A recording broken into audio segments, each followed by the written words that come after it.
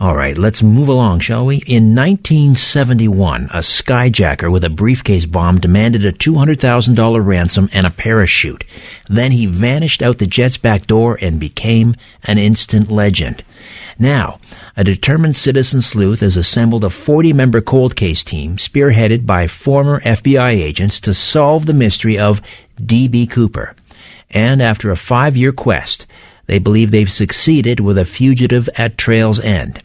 The team's relentless investigation and final confrontation with the mystery man serve as bookends in the book The Last Master Outlaw. The suspect's astonishing life story as a daredevil fills the remaining chapters, the bulk of which comes from the heartwarming, gut-wrenching accounts of 6 of his women, 2 former wives, his only sister, a befriended college co-ed, and a getaway gal he met up with during 2 more FBI escapes, both again involving planes, and a Hollywood producer who was also his cocaine trade partner. Thomas Colbert is back with an update on how the FBI tried to cover up important evidence in the D.B. Cooper case. A world exclusive on Coast to Coast AM in just moments. Stay with us. Thomas Colbert is a former senior media executive with 36 years of management and editorial experience in the national news, television, entertainment, publishing, and motion picture fields. He began his career in journalism research at the CBS flagship news station, KCBS, in 1980, and from there he was recruited by Paramount Television in 1988 to be a story editor. In 1992, Colbert launched his own true story research company called Industry R&D to serve national networks, studios, and publishing houses. 19 of his breaking stories became movies for the big and small screen with a like number of published books. He sold IRD in 2009, but still pursues the occasional book, movie, and series project through his firm TJC Consulting, and he is the author of The Last Master Outlaw, How He Outfoxed the FBI 6 times, but not a cold case team. Thomas Colbert, welcome back to Coast AM. How are you? Hey, I'm wonderful, Richard. Great to hear your voice again in person. Likewise. It is, let's see, it's been just a little over 1 year when you were with us last time. Right. It's been quite a year. I'll say. Now, I know you've got a very important update, and this is a story that a news release that's actually embargoed until right about now, so we're going to get a world exclusive. But for those, we're going to have to do a catch-up for people who don't know what they need to know about D.B. Cooper. Mm-hmm. And I sort of gave a thumbnail sketch about this skyjacker. Mm-hmm. This remains the only unsolved commercial airline hijacking in United States history back in November of 1971. But we need to just fill in a few of the details here. Happy First to. of all, yeah, how did he get the name D.B. Cooper? Because that wasn't his real name, obviously. He wrote on the ticket Dan Cooper. Right. But after he apparently escaped, he went out the plane, not found all those years. But the cops went from police station to police station, so did the FBI, and there's an argument of which wire service heard it. They were apparently both there, and they're going literally down the phone book. Well, let's see if we can find another Cooper. They're thinking the bad guy was used the name Cooper, so someone yells out, well, where are we going next? And they said, D.B. Cooper, and the name stuck. Somebody put it in a wire, and we've all accepted it now as D.B. Cooper. This happened 46 years ago. That's correct. And in a week or two, it'll be the 46th anniversary. Something like this could never happen today. Obviously, post 2001, a man gets on an airplane without presenting proper identification. Mm-hmm. He's got a briefcase that he claims is a bomb. I mean, it's almost too fantastic to believe. It was an innocent time then. You're handed a scotch when you sit down, and nobody asks what's in your briefcase. This was the Frank Sinatra era of flying to the moon. It was you just jumped on a plane. And but between 68 and 72, there was over 150 hijackings in the United States alone. Take me to Cuba, take me to Africa. This was one of the first asking for money in exchange for the passengers' lives. So the plane touches down in Seattle. At that point, when he demands the $200,000 and the parachutes, Right. Does he let the passengers off at that point? That was the exchange. He let the passengers off. He asked one stewardess to stay on board to be a liaison between him and the crew. The crew never did get to see him. They stayed in their cabin. So she brought the money on when the passengers, actually the other way around. She brought the money on, the passengers left. None of them knew what was up. They kept it, we have an engine problem. So it was really only the stewardesses and the crew that knew what the horrific thing going on. They all left. She brought the money on. They brought in more than 2 parachutes. You have the emergency parachute and the regular. He asked for 4. Very smart. Yes. Because you would think if you were the police, you would dummy up those parachutes so that he'd hit the ground. But with 4, the concern was maybe he's taken somebody with him. We can't touch those parachutes. Right. And also the amount of money and the denominations is important too. Why? $200,000 in 20s. Experts have said if you're military trained, balance in the old parachutes. These weren't the kites you see now, the rectangle parachutes that you can pull strings and guide yourself down. This was the circular, old-fashioned parachute that dealt with weight training and paratrooper work. And so 22 pounds was what Cooper had figured would be something that would be manageable, but at the same time, in the wind and the rain, that was what he decided to ask for. And so immediately, I mean, the profile is this is maybe a paratrooper, obviously someone who knows about skydiving, that sort of thing. Correct. He mentioned aviation terms. He told them how he wanted the flaps on the aircraft at a certain angle, so it would be flying very slow and low. He obviously knew what he was doing in the aircraft. Now, there were things he did not know. He did not know how to open the back door. He thought the pilot could push a button. There was no button for it. It was in the back. Tina had to read the instructions to him. I'm of the belief that he was, you might say, trained up, so to speak, by some other vets, and we'll talk about some other vets that we believe are involved in this story. Do we know whereabouts over the Pacific Northwest he bailed out? Yes. In FBI records, which we have access to, that was something we fought for, and we now have the D.B. Cooper file emptying out on our website, dbcooper.com, every month, about 500 pages. Your listeners can go there. It's under the FBI FOIA button at the top. And we were, that's in essence where we have learned quite a bit about the details of where he came. He landed in La Center. The FBI notes that we have, the agents in the field, and that was confirmed there. It was also confirmed by the control towers. Now, how did you were working in TV news at the time when you got a tip from an old colleague, a cameraman? Tell me about that. Yeah, actually, I left news about 1980. I worked in my own companies, and now I just do true story documentaries, movies, and books. I got a call from an old cameraman I used to work with in the 90s. I've known him 20-some-odd years, and he said, look, I've got a guy that's come to me. He wants to get something off his chest. This was in Las Vegas. He had a network of sources in the casinos, and they tipped him to this man. He met with him. He sat him down in front of a camera, and he proceeded to tell the story of how his crime partner, he was a cocaine trafficker, a runner. He was at a party with his boss, who was the trafficker, and that trafficker for over a year in 1979 was claiming to be Cooper. And he'd tell him and his partner, I'm Cooper. They didn't believe it. He didn't look like him. But at the end of that year, and this is what was on camera, the runner said, we were at a cocaine party on the Columbia River, and he says, I know you don't think I'm Cooper, but I'm going to prove it to you. You see that couple over there? And there was a crowded cocaine party going on, and there was a couple. That couple and their son, and then he pointed out the window, on the other side, the north side of that river, and he's pointing at the Columbia, they're going to find some of my money in a few days there. Well, these guys are like, yeah, sure, boss. and they get in the car and they head off on a drug run towards Phoenix.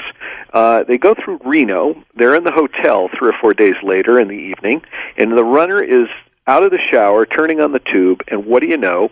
There is the couple with their boy on the shore of the Columbia, explaining how they found the cocaine, the money of D.B. Cooper on the shore, and it was about $5,800. 9 years after he jumped out of that plane. Correct. And that's how our story began in the investigation. That was 2011 when we received the tip. We received the videotape. We spent 8 months tracking down details. Long and short of it, we found out that cocaine dealer could not be Cooper. We found out he was in the Air Force Reserve to avoid going to Vietnam. He was not a jumper. He was not a pilot. Didn't even look like him. And so but he did lead you to D.B. Cooper, did he not? No, he was claiming to be Cooper at the time. Right. This drug right. runner. Yes. So what happened was we found out he had a secret crime partner. Yes. We found him in California, and his name is Robert W. Rackstraw. And that's your guy. That's definitely the guy. We have 102 pieces of evidence, including DNA. We've got 2 of his ex-wives, a getaway girlfriend, as you mentioned, but we also have DNA. And this is all evidence that the FBI would not accept. And I explained that to you in the last broadcast. They are fearful, they claimed, of a circumstantial case. Well, I've been convinced it's worse than that. They are fearful of going into court with civilians and let alone former FBI on our team. This is all about shame and, sadly, a cover-up of the facts. Now, let's just take a few moments. Sure. Thomas Colbert is with us, the author of The Last Master Outlaw, How He Outfoxed the FBI 6 Times, but Not a Cold Case Team. This is about the famous D.B. Cooper case, and last time on the show, Thomas identified Cooper as Robert Rackstraw. He's now in his mid-70s.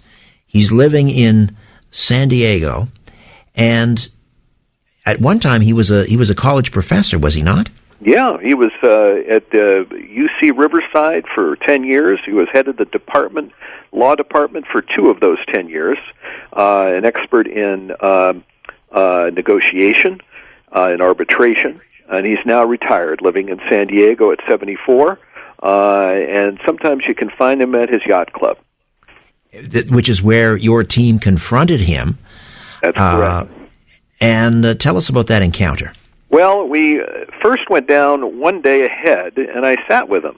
And we were under surveillance, of course, being monitored by former FBI armed, because you never know what you're going to face with somebody who's a D.B. Cooper suspect. And we sat down with him and tried to convince him to turn himself in, and if he did, we would later do a potential movie or book on his story, but he had to turn himself into the FBI. Didn't work.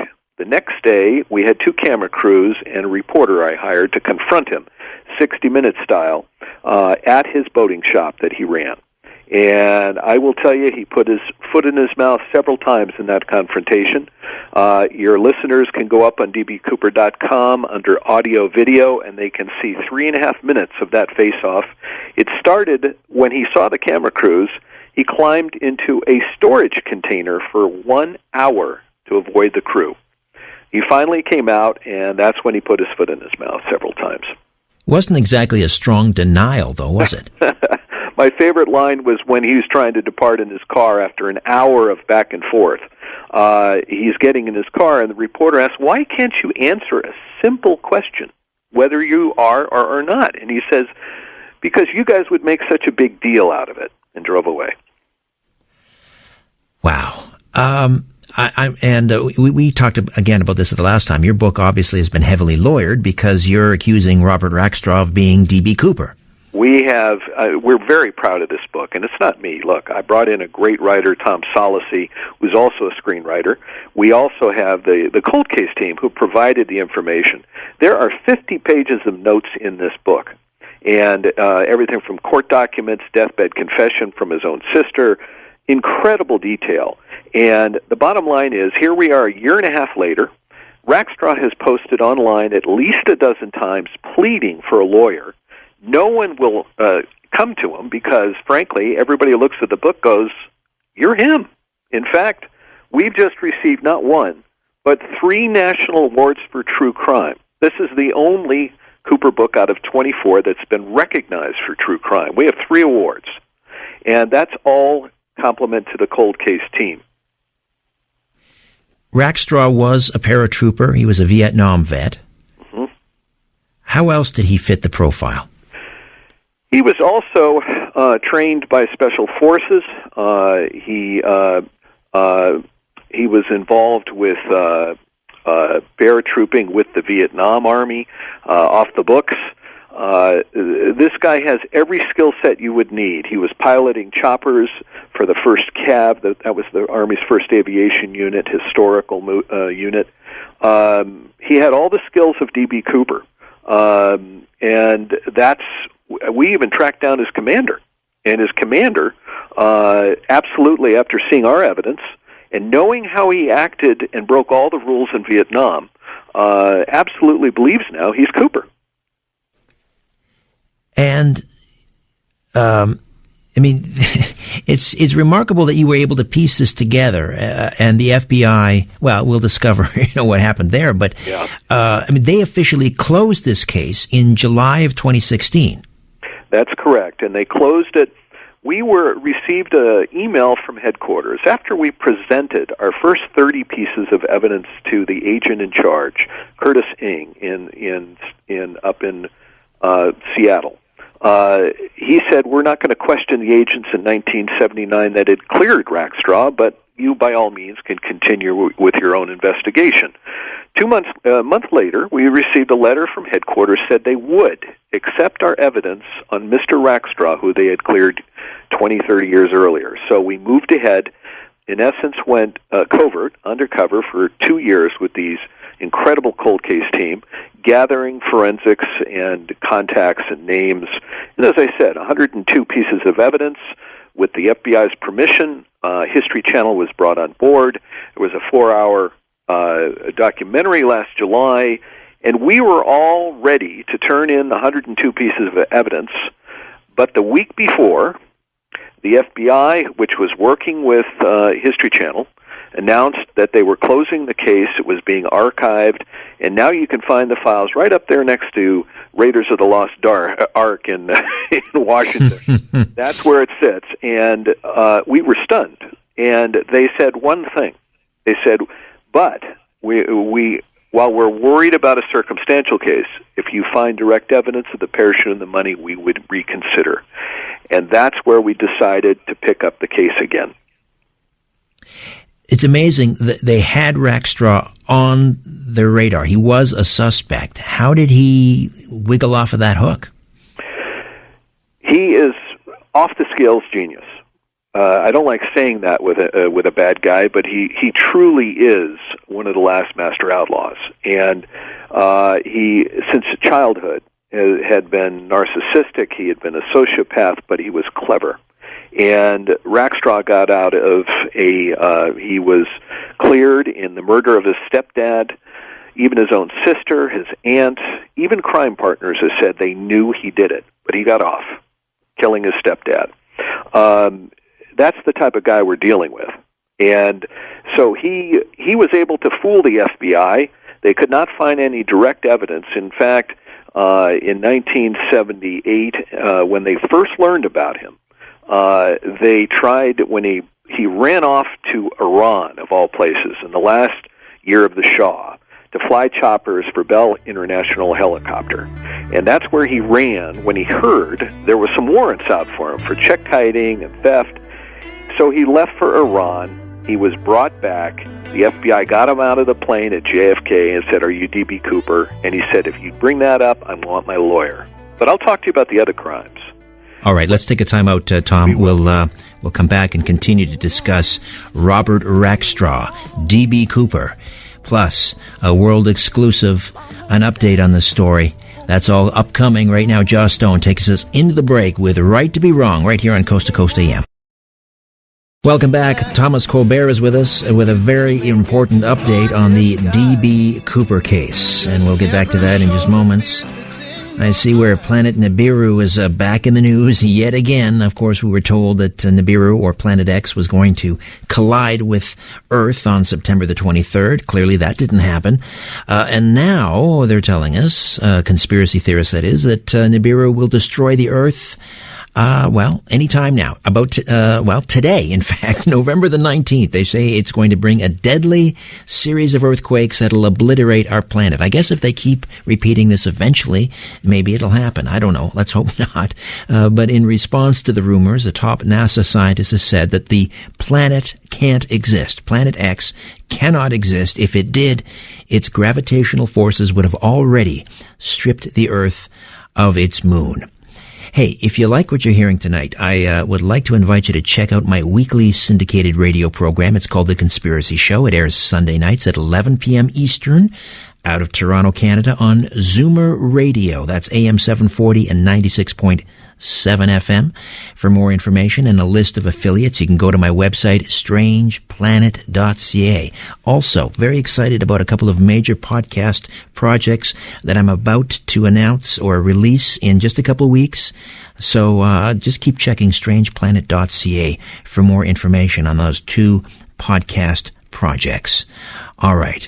When we come back, Thomas Colbert will tell us about evidence of D.B. Cooper's clean getaway that was covered up by the FBI for 46 years. That all awaits right here on Coast to Coast AM. Thomas Colbert is with us, the author of The Last Master Outlaw, How He Outfoxed the FBI 6 times, but not a cold case team. Thomas and his cold case team are certain they have found D.B. Cooper. He is alive, now in his mid-70s, former paratrooper, Vietnam vet, and he is Robert Rackstraw, living in San Diego and a former college professor. All right. So, before we get to the FOIA request and the FBI cover-up, I just want you to finish up on that point about how Rackstraw, who was a suspect fairly early on, a number of times, and you mentioned, he's very clever. There's a quote from a judge, couldn't believe how conniving and clever he was. But how did he manage to evade justice for all these years if he was already a suspect? Well, he became a suspect in 79. It's important to remember 8 years after the crime, it's difficult to find direct evidence. And the bottom line is the FBI tried. He got off the plane from Iran, as I ended last time I spoke. He got off the plane and he lawyered up. Then they tried to get his prints. He wouldn't cooperate. They had no evidence. This is 1979, before CSI, before DNA, before cameras in stores catching bad guys doing things. This was the last Wild West criminal, and he was right on the cusp of the new generation of crime. So he took great advantage of that. He was able to convince he even admitted he was up in the hijack area, claimed to had all sorts of alibis. The FBI got one. We found 2 others he gave to a local police department and to his family. He ran circles around them, and that's how he evaded it. That's where we began the investigation, when we found out about all the things he was doing, the fact that he had a crime partner. The man I told you about who planted the money happened to be a 7-year crime partner of Rackstraw, and that's been confirmed through 6 sources in 4 states.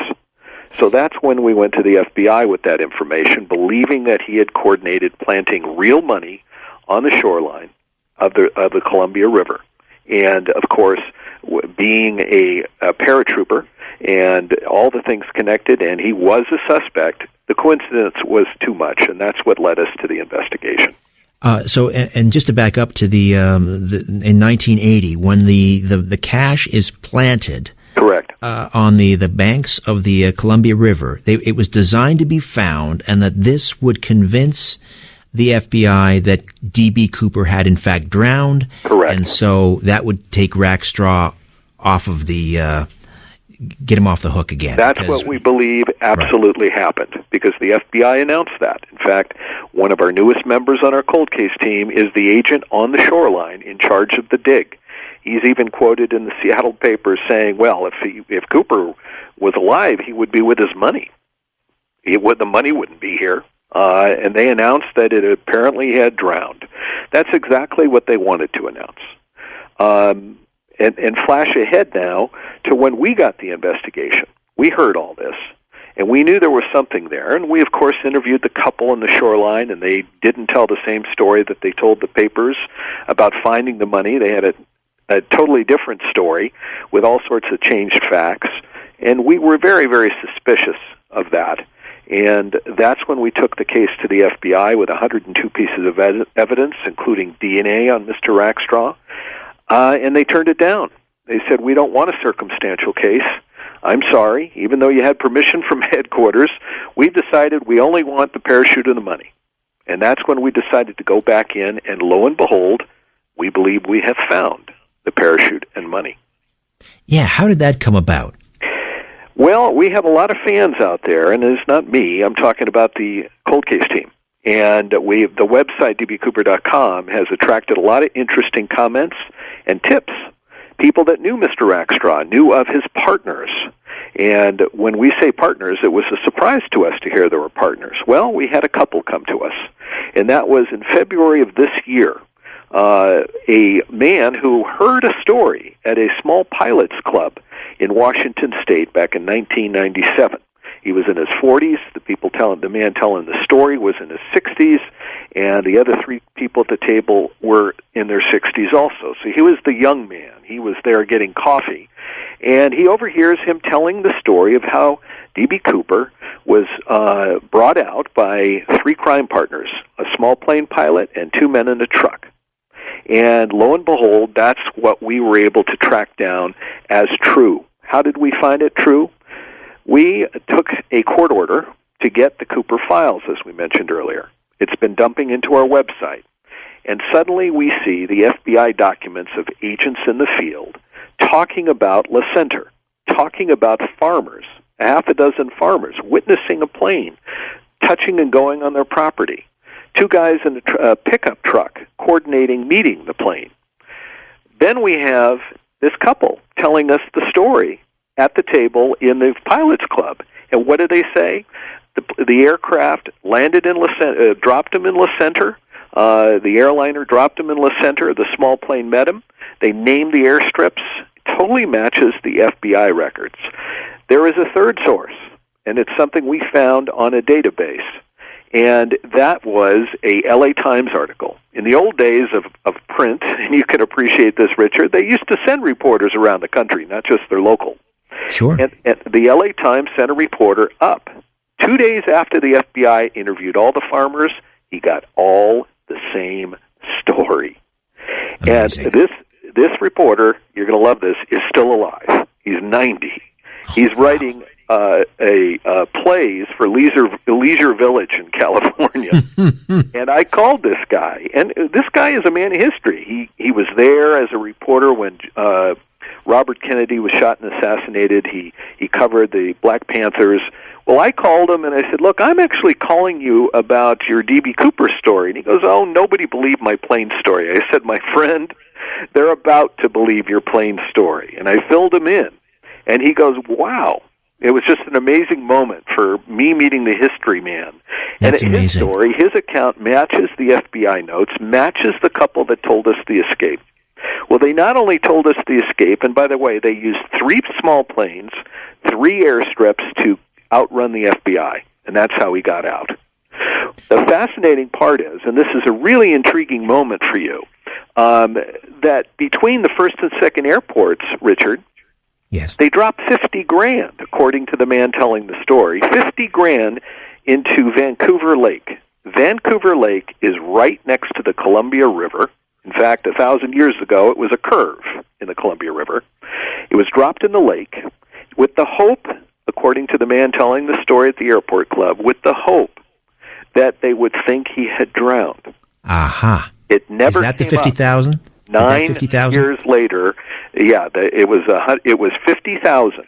Okay, that's a lot of money back then. But he knew that he'd be tracked. In fact, he dumped that money and then went off to escape. Well, no one saw that money. It never came up. But it did come up in 1980. In fact, when the drug dealer, who we've been told by multiple witnesses planted the $5,800 inches down in the sand, that's what they found. A FBI agent in charge on the beach who now works with us. He's now in his 70s. We tracked him down.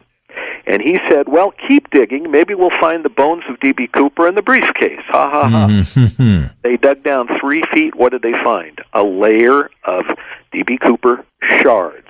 All these bits and pieces, thousands of pieces of D.B. Cooper money. He verified it through serial numbers, same as the money on the top. He had no other explanation of why it was there. He estimated 4 to 6 years earlier. It must have just either tidal or floodplain. Well, less than a mile away, there is a floodplain between the shore of the Columbia and the shore of Vancouver. And it's that Vancouver Lake, as I told you earlier, where they dumped the 50,000 that never came up. It appears to have all been chopped up by a dredging, and it had floated to the coast, and that's when he found it. So how did you pinpoint the exact location of his parachute that he, I guess, buried? Well, that's the best part of the story. The man telling the story is, we believe, one of his 3 crime partners. In fact, we believe he's one of the 2 in the truck. When he parachuted down, the parachute was taken and the money was thrown in the back of the truck, and they went up to the mountains to bury it. We believe our storyteller was one of them. And at the end of his storytelling in 97, he says, oh, and we know the name of the mountain. We know where it was buried. And he says it was such and such a mountain, and it was down this windy road, and there's only one type of curve on it, and at that curve is a lumberjack trail, and 300 yards down that trail at a tree is where we buried it. Well, remember I told you about the 40-year-old hearing this story? Yes. It turns out they didn't know. He was a teenager, and he said, I knew that area as a kid. I ride my Stingray up there, and I knew that area like the back of my hand. So he went up in the early 2000s. He went up with his wife, he just married, who happens to be a cop, and told him, you need to tell this story. So they got county maps. They pinned down that exact curve, that exact trail, and that exact tree. And that's where we dug up 5 materials and handed them over to the FBI. They got their parachute. We think it's pieces of it. We even have foam. Now, that's unusual. Foam was used in the back of the backpack. We handed that, was one of the 5 pieces. We also handed over the 2 living crime partners involved. We tracked them down. And we turned over the property, which is private. That was 3 months ago. Nothing has happened since. They haven't gone to the property. They haven't, we don't believe, interviewed the old men. And we have heard nothing from the lab. So that's when my attorney wrote a note last week to the director of the FBI, outraged, talking about this is, as he said in his note, I'm reading his highlight, he said, the Bureau has failed to live up to its mission and has seemingly ignored crucial new evidence that could solve the case. He ended the note by saying, you have 1 week to tell us if you're continuing, and we'll step back. If not, we're going to go back up and dig it. And Richard, that's what we're announcing. We're going to be going back. This letter was written to Christopher Wray, the director of the FBI, November the 6th, correct, 2017. You gave him 1 week to respond. He hasn't, and so you're going back. We're going back, and we're going to be knocking on some doors of 2 old men. These are the accomplices. We believe, yeah. All right, but there's more. There's a lot more. Much more. Because you have a few more minutes? We do. Let's talk about the.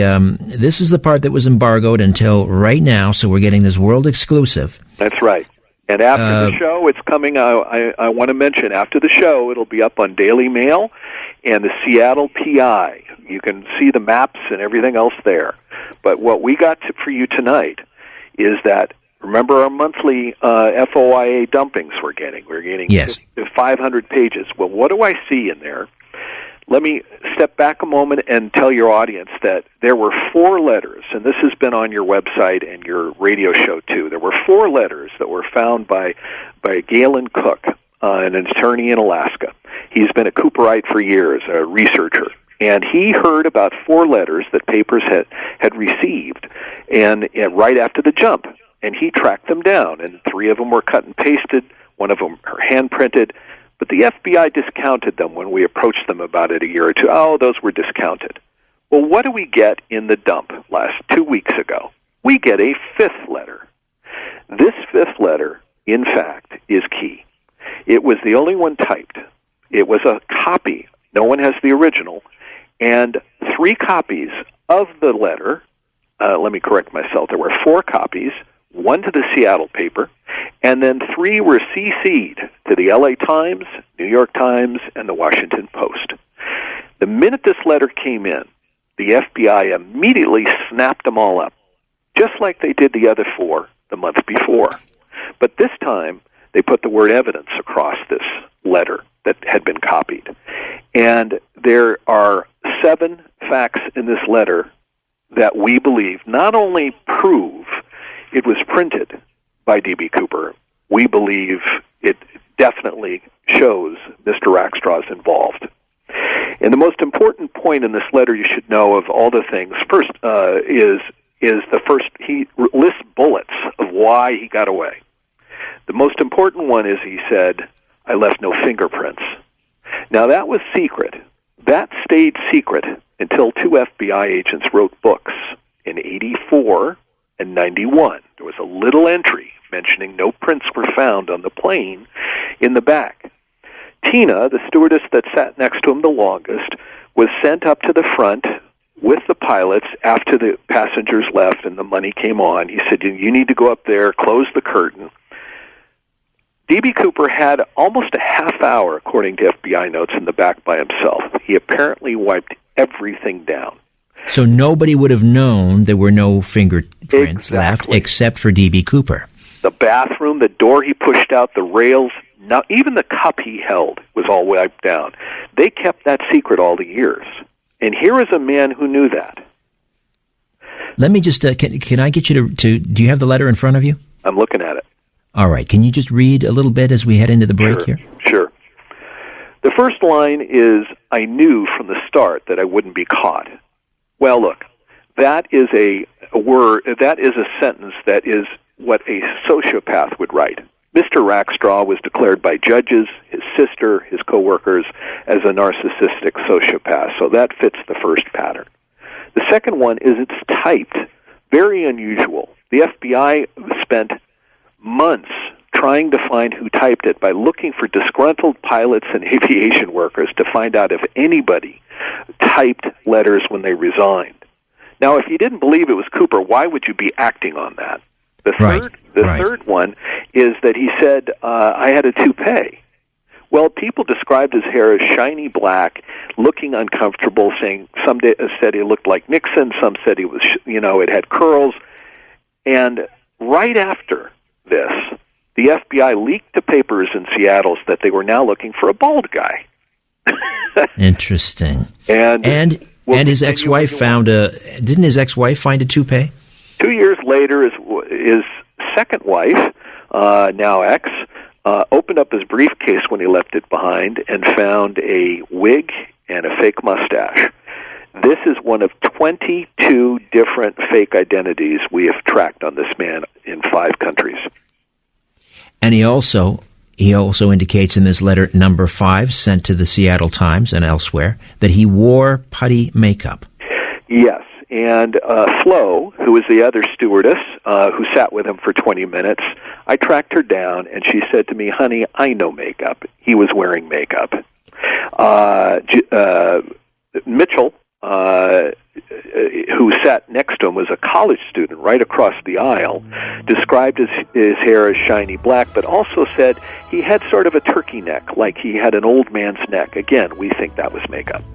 And again, only the real D.B. Cooper would know that. All right, sit tight, Thomas. We will come back and continue to delve into the life and times of D.B. Cooper, alias Robert Rackstraw. Stay with us right here on Coast to Coast AM. George Knapp has a very, very busy show in store for you all Sunday night into Monday morning. 3 guests. Reverend Barry Downing will discuss biblical UFO revelations, including the parting of the Red Sea in Exodus, he says was accomplished by a cylindrical UFO, that Jesus was an extraterrestrial and left Earth in a spaceship, and that angels were actually aliens who spoke to Moses where he boarded a UFO to receive the 10 Commandments. In the first hour, neuroscientist Dr. Kirsten Willemeyer with some amazing research into the human brain. And then Dr. Paul Kingsbury, a fellow Canuck, Canadian professor who spent years studying those who've hunted or say they've encountered ghosts, UFOs, and Sasquatches. His latest academic research took him to a crop circle conference where he researched not the crop circles, but the researchers. In the second hour, Kingsbury will discuss what drives them to search for the unknown. All right, when we come back, more of my conversation with Thomas Colbert on the D.B. Cooper case, right here on Coast to Coast AM. Welcome back to Coast AM. Richard Syrett coming to you live from Coast Toronto, Canada, affiliate Talk Radio AM 640. Thomas Colbert is with us, the author of The Last Master Outlaw, and heads the 40-man plus cold case squad that has, for all intents and purposes, cracked the D.B. Cooper case 46 years later. They have identified him as Robert Rackstraw, 74-year-old male living in San Diego, California, former paratrooper, Vietnam vet, and yet the FBI, which officially closed this case in July of 2016, not interested in the evidence. In fact, Thomas and his team have, they believe, pieces of D.B. Cooper's parachute. And yet they're still not interested. Not only that, but through a FOIA request, a FOIA suit against the Bureau, they have exposed a tucked away 1971 D.B. Cooper letter typed and mailed 17 late days after the heist, containing evidentiary clues of an escape that cannot be denied. All right, let's talk about this letter number 5, Thomas. What are the clues in here of this escape? And then we get into why the FBI is, why they're covering this up. Well, we went down some of the originals, and we talked about, he talks like a sociopath, like we believe is Rackstraw, hate and turmoil in his life. 4 months before, 4.5 months before the hijacking, Mr. Rackstraw was kicked out of the military for lying about his rank, faking attending 2 colleges. He was, in fact, a high school dropout, and then beating his first wife, according to that wife, and his sister and others, beating her for almost 7 years. And when the military found out about this, the lieutenant was put in the brig and held on to, and then he was kicked out. He was told either you're going to be court-martialed or you're going to resign. And he resigned and left, and that's where we believe the rage and anger happened. One of the last points in the 5th letter, it mentions that I'm not in some obscure backwoods town. Well, he in fact was. I guess that's his way of saying don't search backwood towns. He was up in Valley Springs, a town of 1,500 people in the foothills of the Sierra Nevada mountains in California for the next year and a half, according to documents, court records, police, and his own family. The last point on the letter, he ended it by saying thank you. Thank you for. This is the 3rd letter of the 5 D.B. Cooper letters that end with thank you. The other 2 were thank you for your hospitality. This one is thank you for your attention. As one FBI agent on our former FBI and the team said, this looks like a thought pattern. So this is why we believe it is Mr. Rackstraw. So the FBI knew that these letters were from D.B. Cooper. Well, they discounted the first 4 because 3 were cut and pasted like the Zodiac Killer, and one of them was handwritten, and they were from all over the West. We believe he was just trying to throw off the FBI. So they may or may not have thought he was Coopered, but they in fact held on to them. And we now have FOI records showing that J. Edgar Hoover himself was tied in to the lab reports on these letters. There were no fingerprints like in the back of the plane. Not one of these 5 letters has a print on it. Now, are you telling me there are 2 Coopers out there that are having the same cleaning aspect of their getaway of cleaning every print? It's just, in fact, impossible to me. But the most important part, and again we believe all the letters are connected, is the first and last of the 4, the original 4, were dropped in mailboxes within 30 and 50 miles of Mr. Rackstraw's remote home. When one of my senior FBI men heard that we had confirmed the postal markings, this is what, in fact, they were trying to find Cooper back in 79 when these letters, 71, when these letters were first found.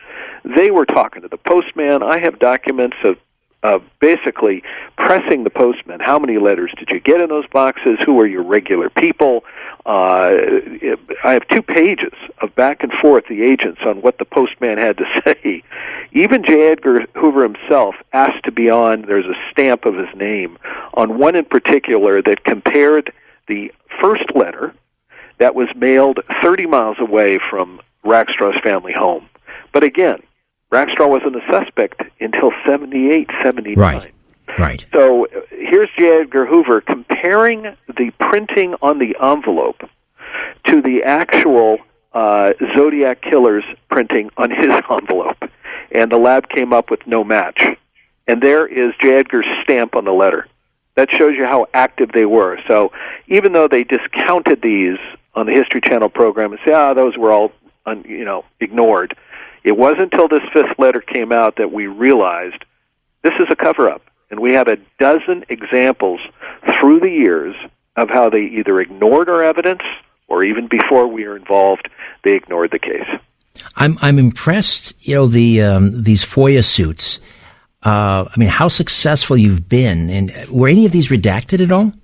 Oh, yes, they are. But you know what? One thing I've learned, when we got this letter, there were several documents connected to it where they talked about the value of this letter, how they were trying to track down the typewriter, how they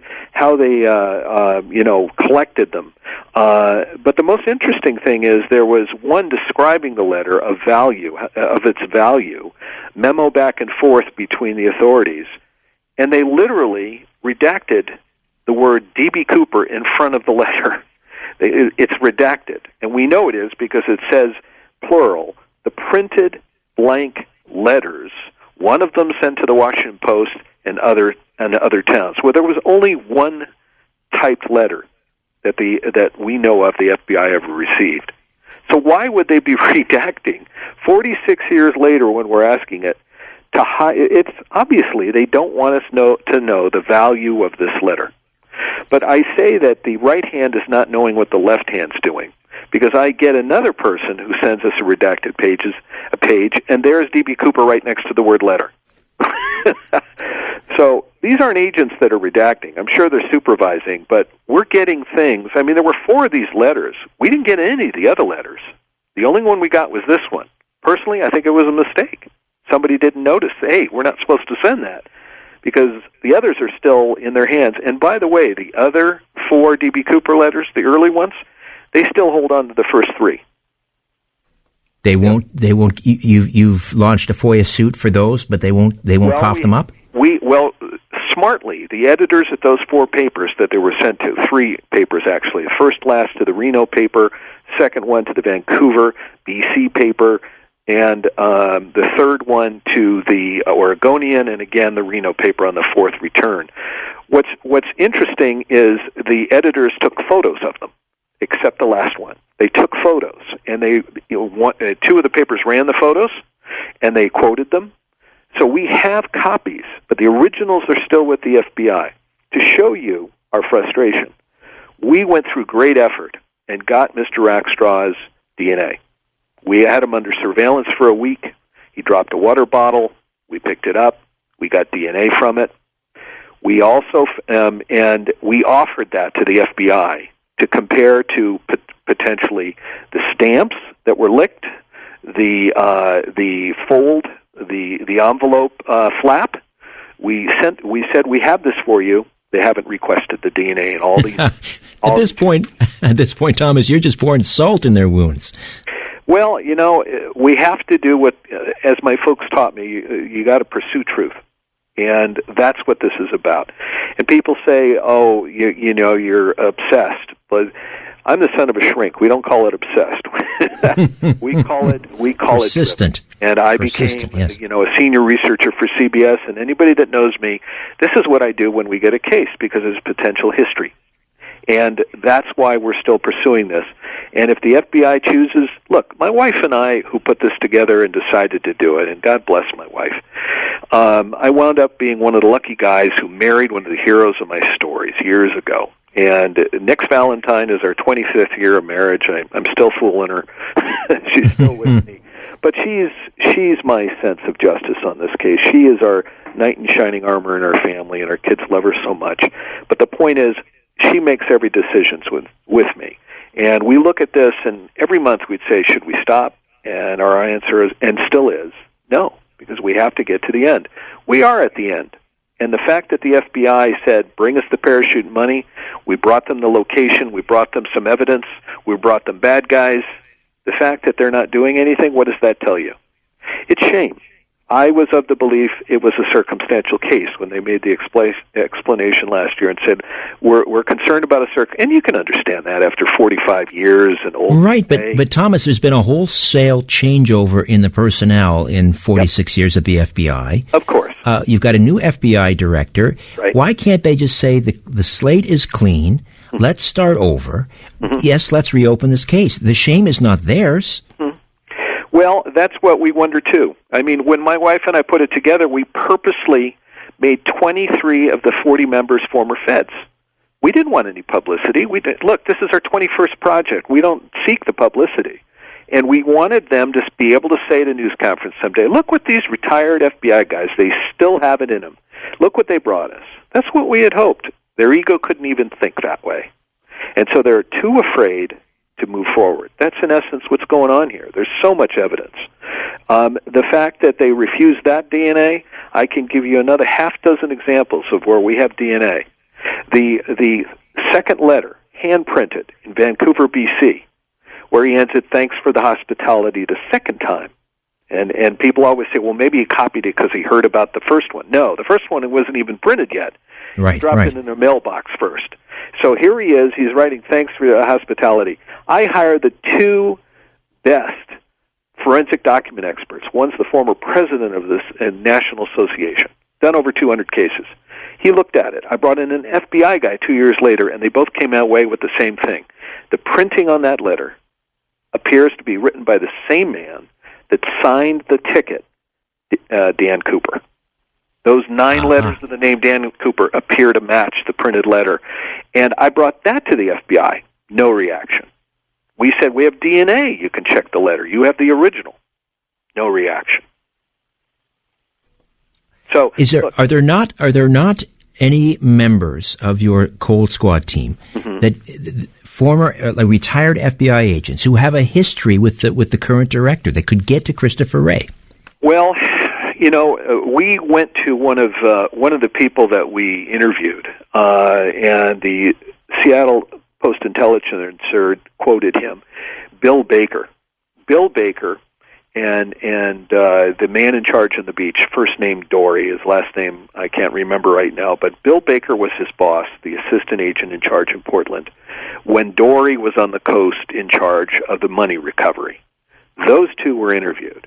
And you should know Bill Baker became the assistant director of the FBI. He was so well respected. He was brought out of retirement when Fort Hood massacre happened. That's how valuable he is. But he sat down and looked at our evidence, and he announced to us on camera, and it's part of our next documentary, because if we go digging, we've already had 3 companies approach us about doing the second documentary on the escape and what we dug up. Well, Bill Baker's on camera saying, paraphrasing now, they really should look at Rackstraw again. And that's what Dory has said too. And here are 2 guys on the case that have switched sides.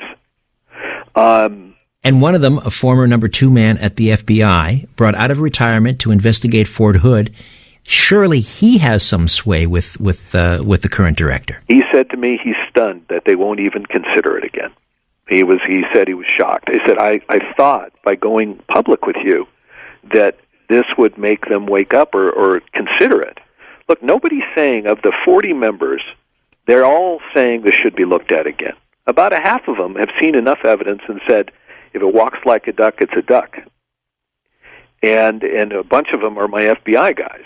But the FBI, hey, look, we all know they have far more important cases right now, horrific things going on in the world. We have, ISIS is all over our country. We understand that. That's the whole reason my wife and I created the team, was to be good citizens and find out what's out there. We have. And they won't. Well, here's the thing, though, Thomas. The FBI, accusations, it has become so politicized, and people are starting to lose faith in the FBI and the CIA. Wouldn't this be a wonderful feather in their cap to try and reestablish some of that lost faith? Well, you hit the nail on the head, and that's the bottom line. We did this because we wanted that scab I've heard about that they've had all these years eliminated. Look, I've been a police, fire, military trainer besides in the media, and I've been teaching cops and FBI and Marines and others for all these years, and they all talked about this case. And the whole point, and that's where I got my cold case team, I pulled them from my own students. So they trust me, I trust them, and we did this so that we could eliminate this problem, but they won't even look at it. And look, you mentioned the cold case team, the men. There are women on the team too, by the way, and they've been very valuable in this case. But this is, we've invested 6 years' time. We're done on our investigation. We're going to let somebody pay us to go dig up there and bring in the equipment, rent it. Hey, if that's what we do, we'll do it and put it on television. The FBI has only one person to blame, and that's themselves. It's very, very sad, because I'm a huge fan of the Bureau. Look, that's why I've got 13 of them on my team. Do you think their lack of interest could embolden Rackstraw so much that he might slip up somewhere? Hope he's not listening. Well, he's probably listening, or he'll listen later. He listens to everything. And we have identified 5 fake IDs online that he's used. I put together a little cyber team months ago, and they found some of his identities online. So he's totally into the case, and he follows everything and knows everything. As far as would this, affect Rackstraw? No. He is a sociopath. And Mr. Rackstraw is, we offered him, not only if he turned himself in, we've been told by attorneys he won't get more than anywhere 2-3 years. They'll slap an electronic bracelet on his ankle. He'll live in his home for a while. He'll get 20 years probation, and he'll never have to buy a beer again. And that's what we've heard. And he still turned it down. I've had some of my FBI on the surveillance team say to me, they think the reason he won't turn himself in, they think he's done some other serious crimes. The only 2 crimes they can come after him are child crimes and murder. And as I told you, he was arrested once for murder and got off.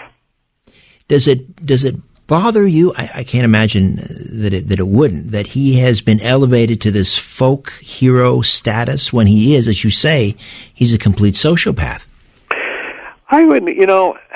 I don't think he's having very much fun now, because, frankly, we're now exposing his escape. We're now about to expose his crime partners. He's had 2 of his 3 wives come to us. He's under tremendous pressure.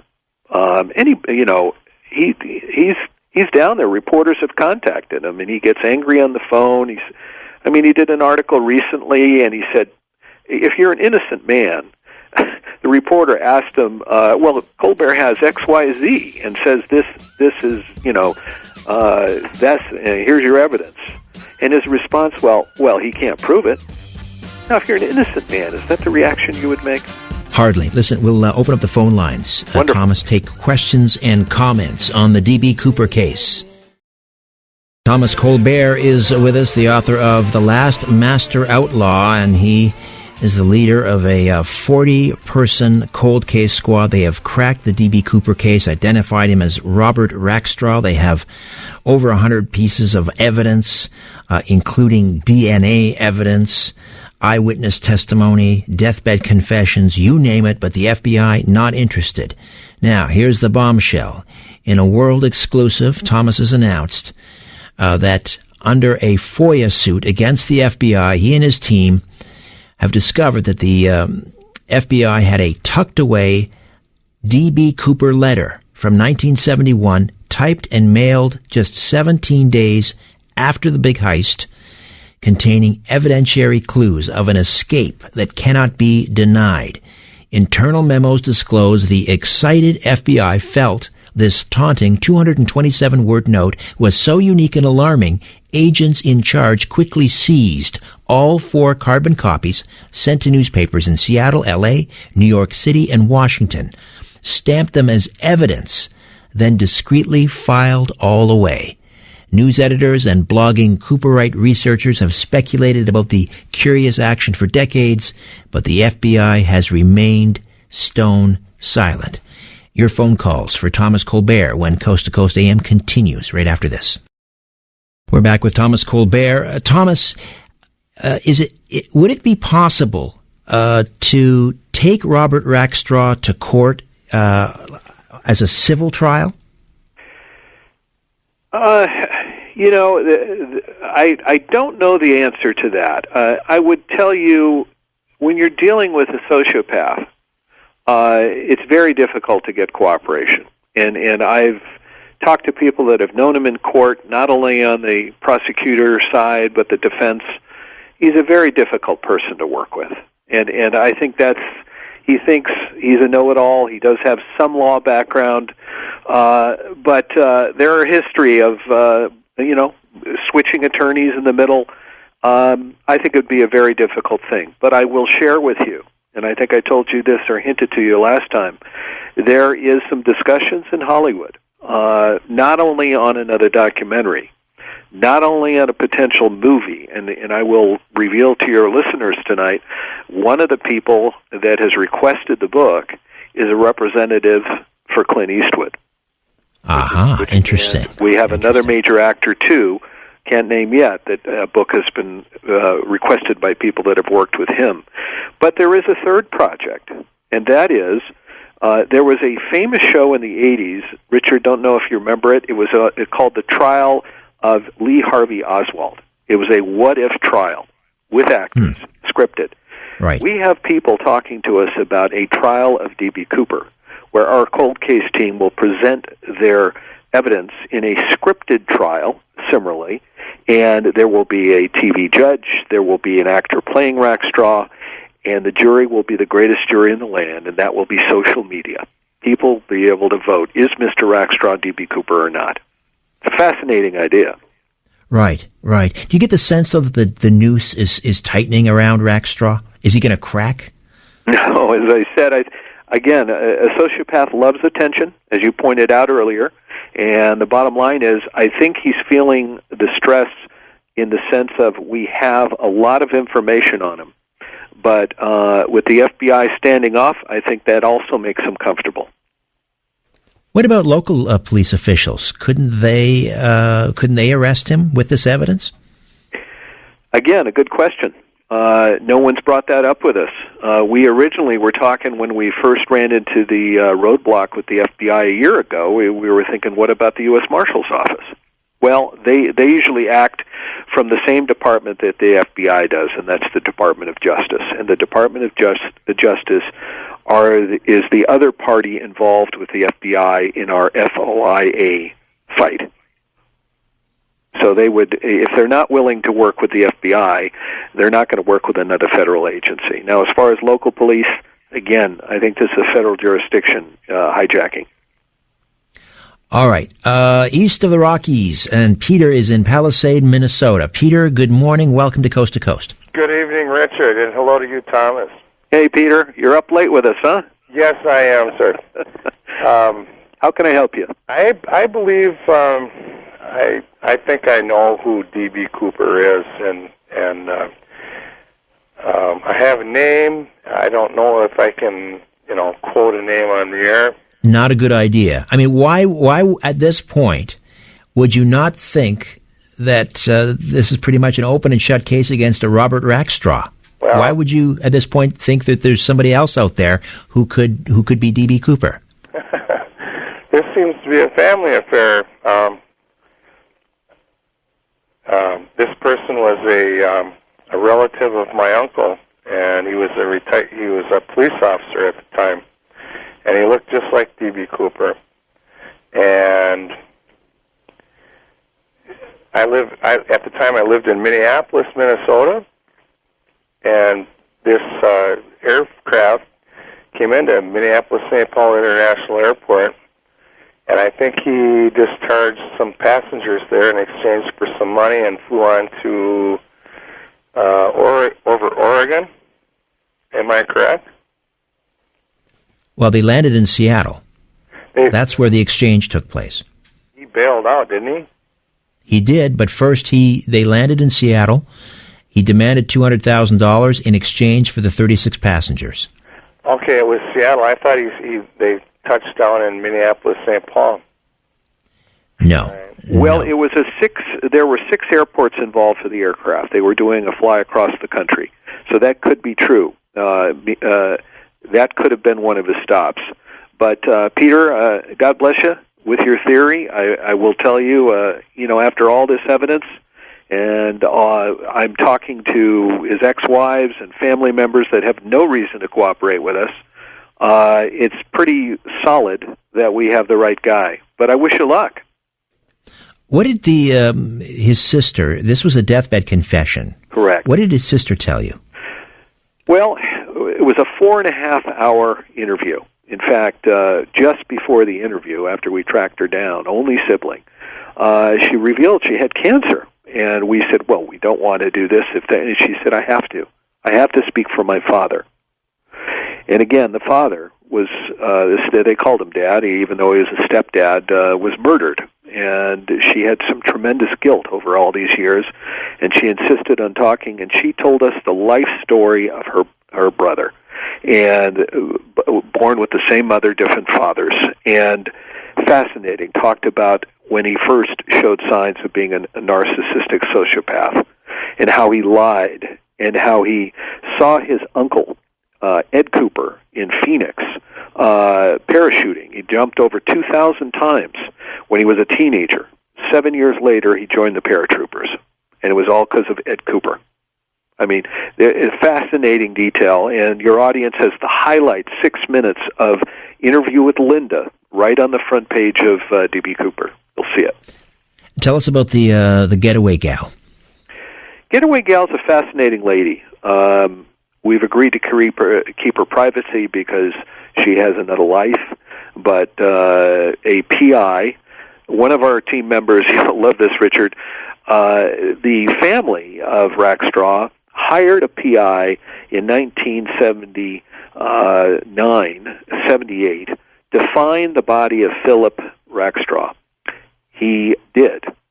He is on our cold case team, and he's 83 years old, sharp as a whip still, this detective. And the private eye helped me find the so-called Getaway Gal. The Getaway Gal was a mistress of Rackstraw's. He cheated on all his wives. And she had escaped with him met up with him on 2 of his escapes, one to Iran, and the other one after pulling a mayday and saying his plane was on fire after he got back. In between trials, he flees for 4 months, and she joins him on that one. She started her life, left off after he was arrested the second time, happily married now, and she gave an audio interview for the History Channel, and we legally have the transcript of that, and that, of course, is highlighted in the book. But we have kept her anonymous. Well, she's a material witness. She is sure. a co-conspirator. Could she face? Yes. Could she face charges? Yeah. Well, if the FBI look, they have our case. We brought him the 100-page investigative report with over 100 photos in it, with all the phone numbers, the addresses. They have all of it. They have the ex-wives. They have his crime partner. We tracked down some of his crime partners. One of them said, yeah, we know he killed him, talking about the dad. And they haven't pursued that. None of it. So they have all the evidence from all these FBI guys. And that 100-pager, that investigative report, 302 as they call them at the FBI, is what the book is based on. And I want to emphasize to your audience tonight, we have a deal for anybody that gets the book. If you don't have a great read, your money back.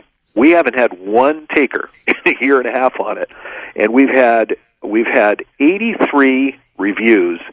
75 are 5-star. This is him. So that's the evidence that they can read. West of the Rockies, Dean is in Portland, Oregon. Dean, welcome to Coast AM. Hey, thank you. I don't know where to start, but a couple of months ago, a map came out of a possible getaway route where he had landed in the La Center area, which is where my parents live. That's right. And went to Goheen Airport, and then that's right, Scappoose or something. On that map, I remember seeing on the internet, the parachute icon they put on that map is right above my house.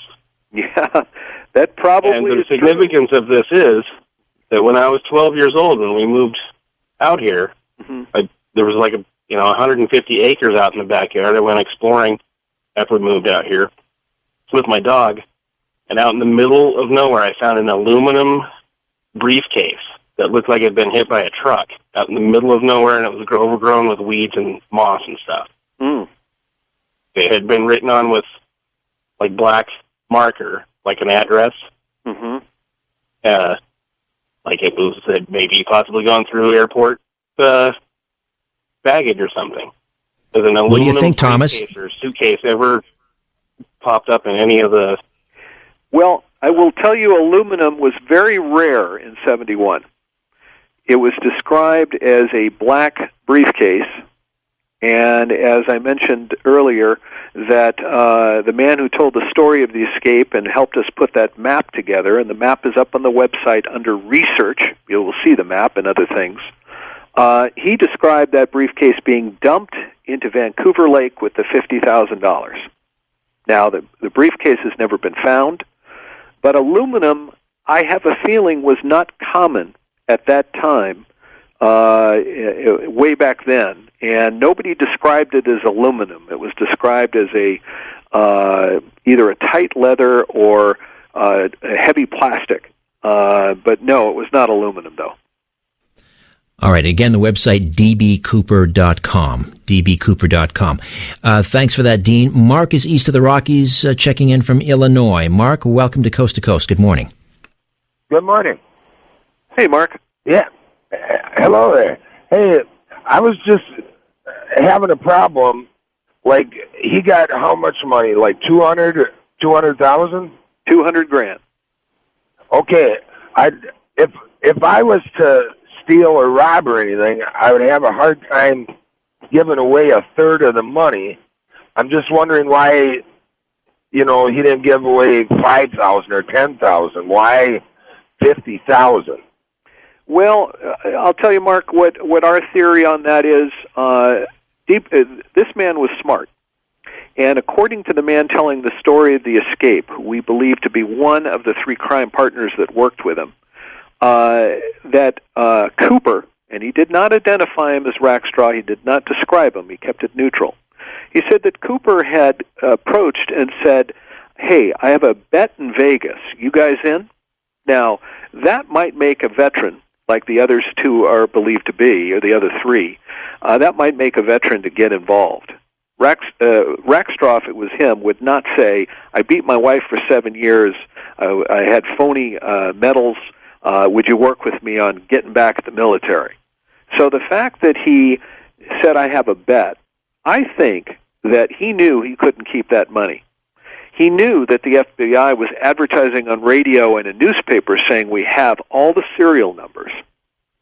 So the fact that he wanted to make it look like he drowned, you couldn't throw $10,000, you couldn't throw 20, and I think he chose a large amount, making the same statement, assuming the same statement you just made, that that's an awful lot of money to give away. Why would he do that? Well, to make him think he drowned. All right, Mark, thank you for that. A first-time caller, Sandra, is in Atwater, California. Sandra, good morning. Welcome to Coast. Good morning, gentlemen. Good morning, Sandra. It's nice Good to morning. have you. Have you considered the possibility that Astrom... Sandra, your phone is sort of cutting in and out. I don't know if you can you hear me, Sandra? Are you there? Yes, I'm here. Can you hear me? Okay, you had a question about CIA operatives. Is that right? Yes, that's correct. I was just wondering if you've considered that possibility. It's a good question, and you're actually right on, Sandra. That when he was in Vietnam, he ran off with the CIA and Special Forces 2 to 3 days at a time. He was with the helicopter unit, but he was a mechanic. He fixed the helicopter, so that allowed him time to leave.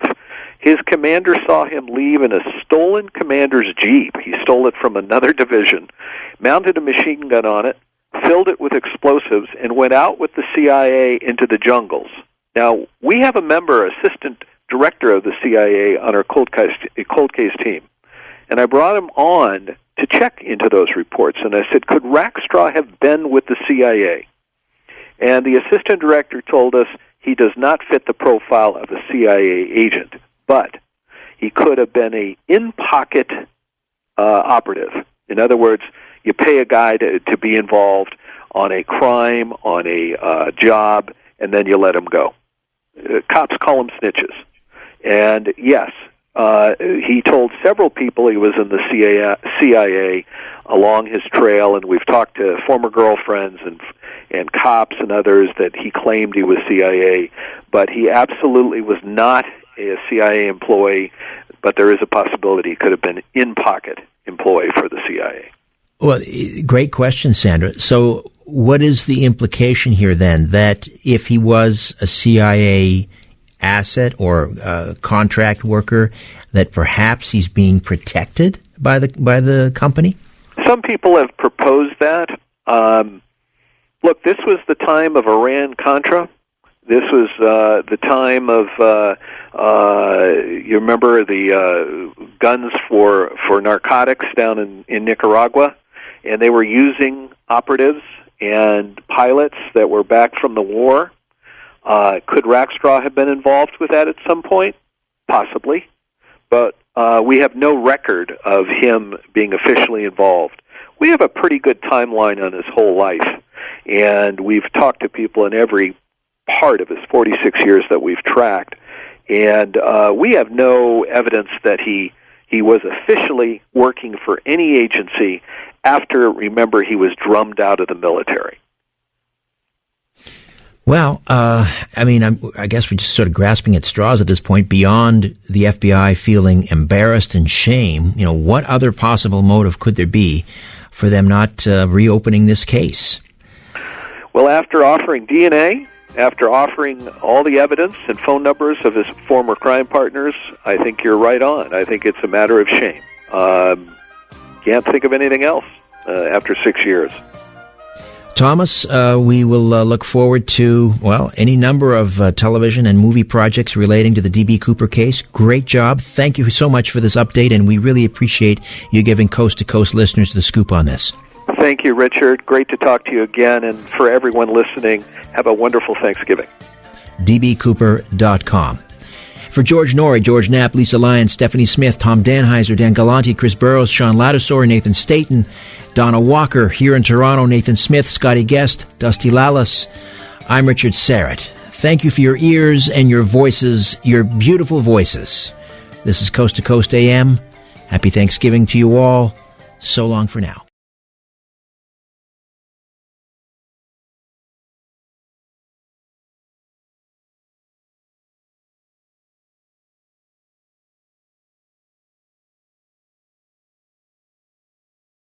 So this new Netflix special on D.B. Cooper was the perfect way to kind of bring some people up to date on the work of Tom Colbert. There's also the book, The Last Master Outlaw, and it's really about the work of people like like Tom Colbert in staying with a doggedly determined guy to follow the clue, even though everybody was telling him this can't be him, or eventually saying it can't be him, even if they believed him at first, that the guy they were looking for, this guy Rackstraw, was not D.B. Cooper. And so he's been through the History Channel series and now this new Netflix series, and I'm proud to have him on the air because it was fascinating to watch you, Tom Colbert, so thank you for giving us time. Thank you, Ian. Wonderful to hear your voice. Okay, so you and I have kind of a weird cosmic connection. Uh-oh. No, it's good. You like this. Because everybody's got a D.B. Cooper thing, right? And we were on D.B. Cooper, obviously, like 20 years ago on this show, right? I mean, we've been talking about this forever. And there was a suspect that we had developed on Coast to Coast that we were very proud of, and we thought stood a pretty good chance. But so when you were going to be on Coast to Coast, and when your first History Channel special was coming up, where they were following your investigation, I was getting deluged with emails. Nope, this other guy's found him. It's all good. I'm like, who's this other guy? So I was trying to find out. Like, so I saw some of it, but you are the guy who led the team. So tell me about you before D.B. Cooper, because I know you're an award-winning journalist. I know that you had spent years in nonfiction storytelling, award-winning TV work, and then you got into D.B. Cooper. How did your life change after you got that weird call from a friend who said, I just talked to a guy, and you got to know about this? Well, I'll never get that life back. You know that. Yeah. Or the money? It really, actually, D.B. Cooper began, you have to go back to not only the year 1971, but you got to go back 1 year, and I tell this story now. Really didn't tell it to Coast before, but I'm comfortable telling it now. At Please. 11 years old, I was watching the Rose Bowl with my six brothers and sisters in Los Angeles, and suddenly my eyes started going on and off, and my head started gonging, and I ran back to my folks' bedroom, and laid down. Woke up the next day, felt fine. Well, my dad, who's a psychiatrist, and my wife said, and his wife said, you know, we got to take you down to the hospital. And on the way in the hospital, I get in the elevator and I fall in a coma. And this is 1970. There's no brain scans or ultrasounds. They got to dive in. And on the third dive in, they found an hemorrhage. Now, the reason this is all a shock to me, and maybe your listeners, is because what I didn't know is 2 weeks before, I had 4 teeth pulled. They used a medication that apparently I was allergic to. And so I had gone into a coma. The doctors on the third dive in found the hemorrhage, and they told Mom and Dad, you guys need to get things in order. And Mom went out and got her black dress. We're all prepared for this, and suddenly a week and a half later, my eyes open. And there my folks with sags down to their cheek, and they're saying the same thing. We don't know why you're still here. And at that point, Dad comes back to the bed 5 minutes later and leans in and says, you need to find out why you're still here. Now, we're a very spiritual family, and talk about a little pressure for a 12-year-old. Yeah, really. Exactly. Well, I had to learn to walk and talk and read all over again at 12. And it took 3 to 4 months. And eventually, I barely got into high school the next year. And, of course, my brain eventually came back. But it was at that time that folks at the dinner table would, always bring this up. And one of the things they said, you guys have to understand, you're here to help others, seek truth, and bring joy. And you need to decide what that is.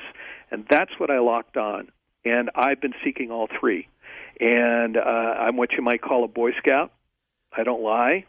And I surrounded myself with 40 members that don't lie either. Right. We have 1,500 years of skill sets on this team. And I'll be honest, I've only met a third of them. They trust me. And we have every type of forensics, law, security at our fingertips. Right. And that's really clear in the doc. I mean, that's interesting because you didn't tell in the Netflix documentary. you didn't tell, I don't remember if you mentioned the dentistry component. You did talk a little bit about having to come back and having this kind of new mission in life. But how does that interpret? I mean, here's a guy who hijacks a plane under the name Dan Cooper in November 1971. Press gets it wrong, and D.B. Cooper becomes the nom de guerre of the guy that jumps out of a plane with $200,000 parachuted out the back.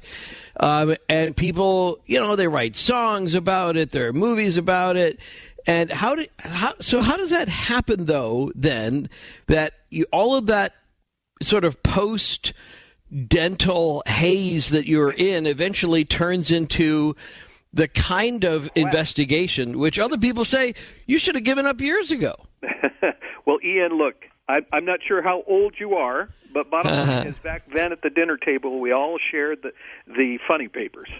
And right. After that experience, I wasn't looking at the funny papers. I was looking at my dad holding out the newspaper in his lap. And why is that war started? What's this about? Why did that guy get fired? And I became curious. I became a writer. I became a journalist, CBS News, Paramount, and I've taken those things. And then I had the best luck of all. I wound up marrying one of my heroes of my story.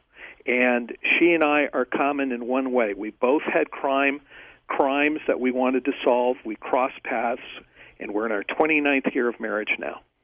It's fun. My wife and I just celebrated 37. Oh, man. I'm just a little younger than you, but we're about the same age. Well, I got warts older than you, buddy. Yeah. Well, and that's the interesting thing, though, too, is your resume includes all of this great TV work. So you bring a lot of credibility to it, and this is something which, on Coast to Coast, I put a lot of stock in. Right? There's a lot of people who deal derivatively in these topics. They read a book, they watch some YouTube videos, and next thing you know, they consider themselves an expert, and everything they do is kind of reconstituted, and there isn't any original research. And nobody can, right or wrong about your position on D.B. Cooper, no one can ever accuse you of not doing original research.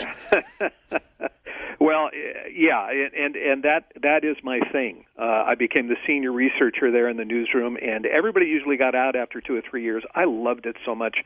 I loved being on the front row of history, and that's the phone call that you make and find out about the shooting or find out about the fire coming your way. And that's what I lived off of. But I have to make sure everybody understands. I'm just the ringmaster, folks. It's these 40 members with every type of expertise that makes me look good. Right. And there is, and we meet a lot of them in this Netflix special, as well as the special that had already run on History Channel. And I'm a professor of journalism at Kansas State. Oh. And I put a big, I mean, primary sources is what it's all about. Oh, yeah. So you can't be derivative. Don't turn in something after you've read Wiki.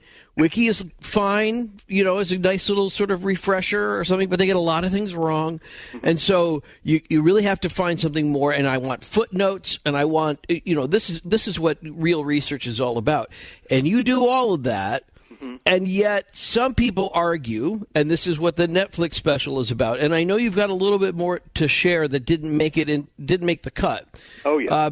That your original work, as good as it is, it suffered from confirmation bias, which is one of the worst things that any researcher can ever bring to a topic. It's sort of a right. I mean, you're talking about you create an exegesis of your own making that doesn't allow for the work to speak for itself.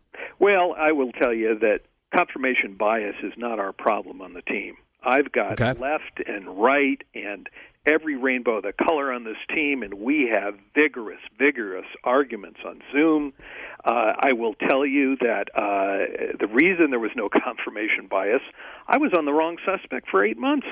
We were tipped to a drug dealer who claimed to be Cooper, who claimed to be in Vietnam. We followed that path for 8 months. and we ran out of leads. And I finally said, you know what? I'm going to call Portland's narcs. And I called one of the narcs and said, I want to find out, has anybody heard of Dick Briggs, this drug dealer? Well, let me check with the old narcs who are on cold cases. I get a call from one of these guys, and he says, look, I never arrested Dick Briggs, but I actually grew up with him. Boom, 15 new witnesses. Leads right to Dick Briggs' 7-year crime partner, Robert Rackstraw. Now, that is not confirmation bias. The team made us go in different directions, and when we come to dead ends, we dead end. We move back. And that's what we did. So, no, I don't buy the confirmation bias. This team has, we've never been sued in 42 years, and I only brought on people that have never been sued. And that's why we're doing big work. Right. So I will tell you, just so we're clear, a previous guest who we had on regularly, in a way, kind of intersects the ending, and I won't give away much, but the ending of the Netflix special and kind of the tantalizing new direction that it leads you in. But a guy named Galen Cook, who's an attorney in Washington State. Yes. Do you know Galen? Had you run into him before?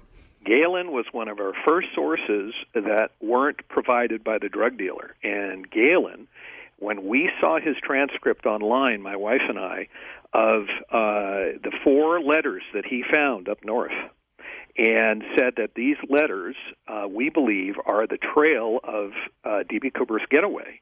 Well, my wife looked at the directions on these addresses, and lo and behold, we find out that 2 of the letters were mailed within 50 miles of Rackstraw's family hideaway up in the High Sierra.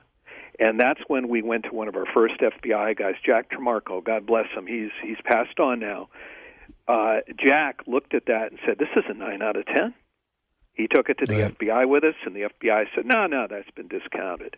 Well, when we had the FOIA cracked, and that happened in 2016 after the first doc, when we cracked that and got the Cooper file, what do you know? Memo after memo, J. Edgar Hoover is asking the postmen in the High Sierra to count the letters, tell which ones are regular people, which ones he doesn't recognize, separate the pile. This poor postman, for a week, was forced by the FBI to try to pin how they got in that mailbox and who could have planted them. They were 50 miles away from our suspect. Well, it was on this show that Galen got most of his leads, and it happened through kind of an unusual conversation with a caller, and then we went on from there. I've always said the answer to all of history's mysteries are in the shoe boxes, in the shoe boxes of history that are still on the shelves of the elderly, of people who have yet to pass or passed, and the family looked at them and didn't get why certain things were saved.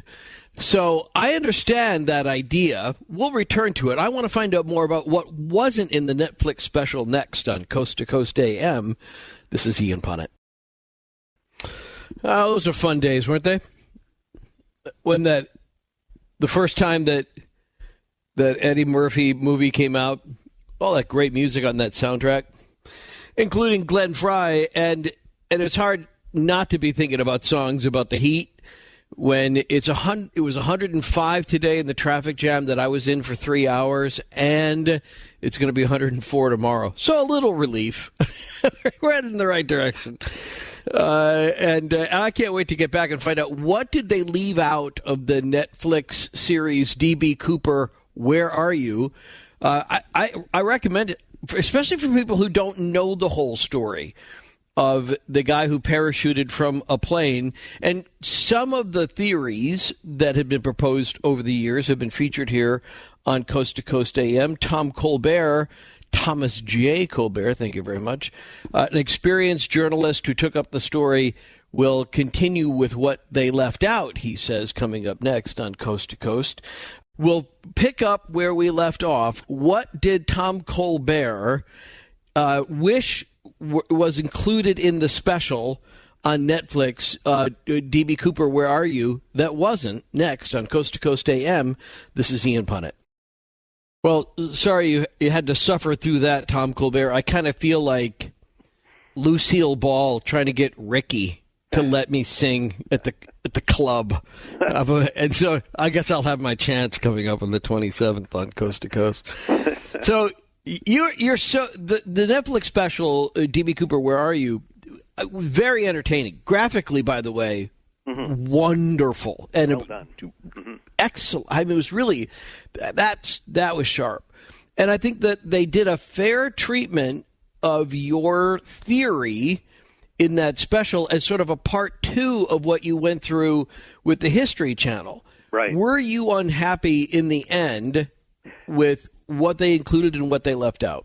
Well, listen, Netflix knew exactly what their audience was, and we have to remember now, this, people under 55 are growing up on social media and not reading books, let's be honest.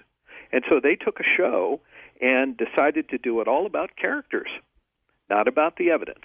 And that's okay. Right. For example, we had 106 pieces of evidence, only 3 were on the show. Right. That's and true. So it was our word versus their word, the Cooperites versus our team. Let's be honest, our team came out looking like the adults in the room. But I have a handful of things that I would have liked to have seen. I hope you don't mind, but I want to I want to remind the audience they should absolutely, if they want everything, there are 50 pages of endnotes in the back of the only Cooper book that has not won 3 awards for true crime. And again, I'm not complimenting myself. This is the team edited this book. Yeah. No, take a bow. Take a victory lap. I'm all about that. You have nothing to be ashamed of there. And I think that's, again, it speaks to both your ability, the history you have in treating this subject soberly, and the fact that you've been doing original work on it, as opposed to so many other people who have like one piece that they bring to the puzzle, right, and they make a whole book out of it, and the rest of it's kind of backfilled from other things. Exactly, and they all have their theories. But we have we have a 40-member cold case team and 106 pieces of evidence.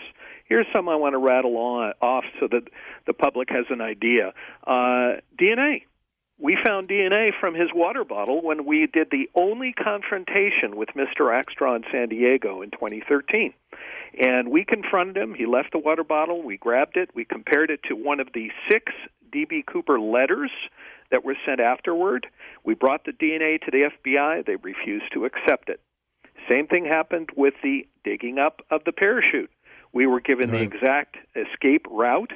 We were told to go down a particular canyon, 10 miles in, 10 miles from the nearest home, and what do you know? They did nothing when we handed them the materials. So that was the frustration.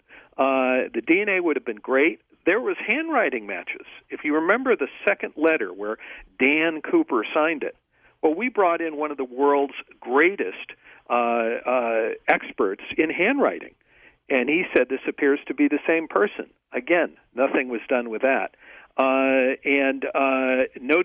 One of my favorite moments, everybody said, well, your suspect never admitted it. Well, yes, he did. When we closed the case in 2018, a very smart reporter tracked him down and said, do you deny or do you admit you're Cooper? And he said for the first time at 74 years old, there's no denial whatsoever, my dear. Now, that wasn't on the show. Okay, but that's a... But let's highlight that thing, because I'm with you on the DNA thing. It's like, why not just do that? That's weird to me that the FBI didn't do it.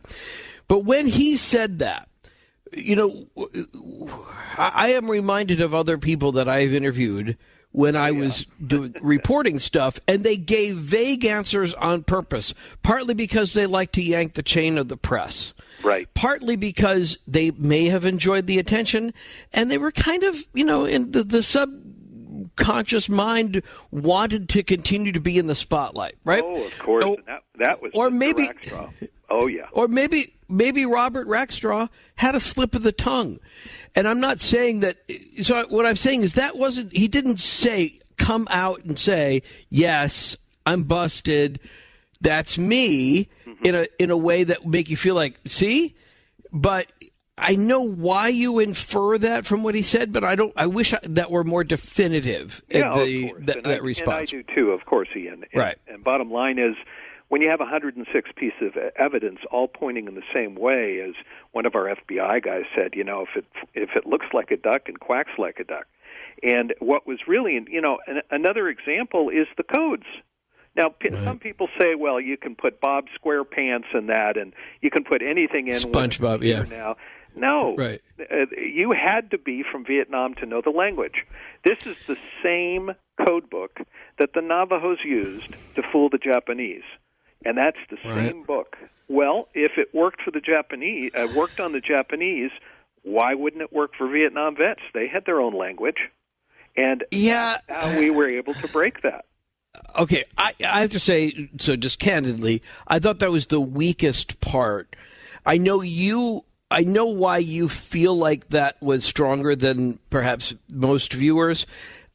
Having done half dozen interviews on the subject before, I thought that part was a little bit like seeing, clipper ships in clouds. But I'm going to put that aside for the second, because I thought some of the other thing I'd like to give you a chance to refute was the fact that they, for the first time, you have in the course of your work, the flight attendant look at that photo of Robert Rackstraw, your number one primo guy, and say, not him.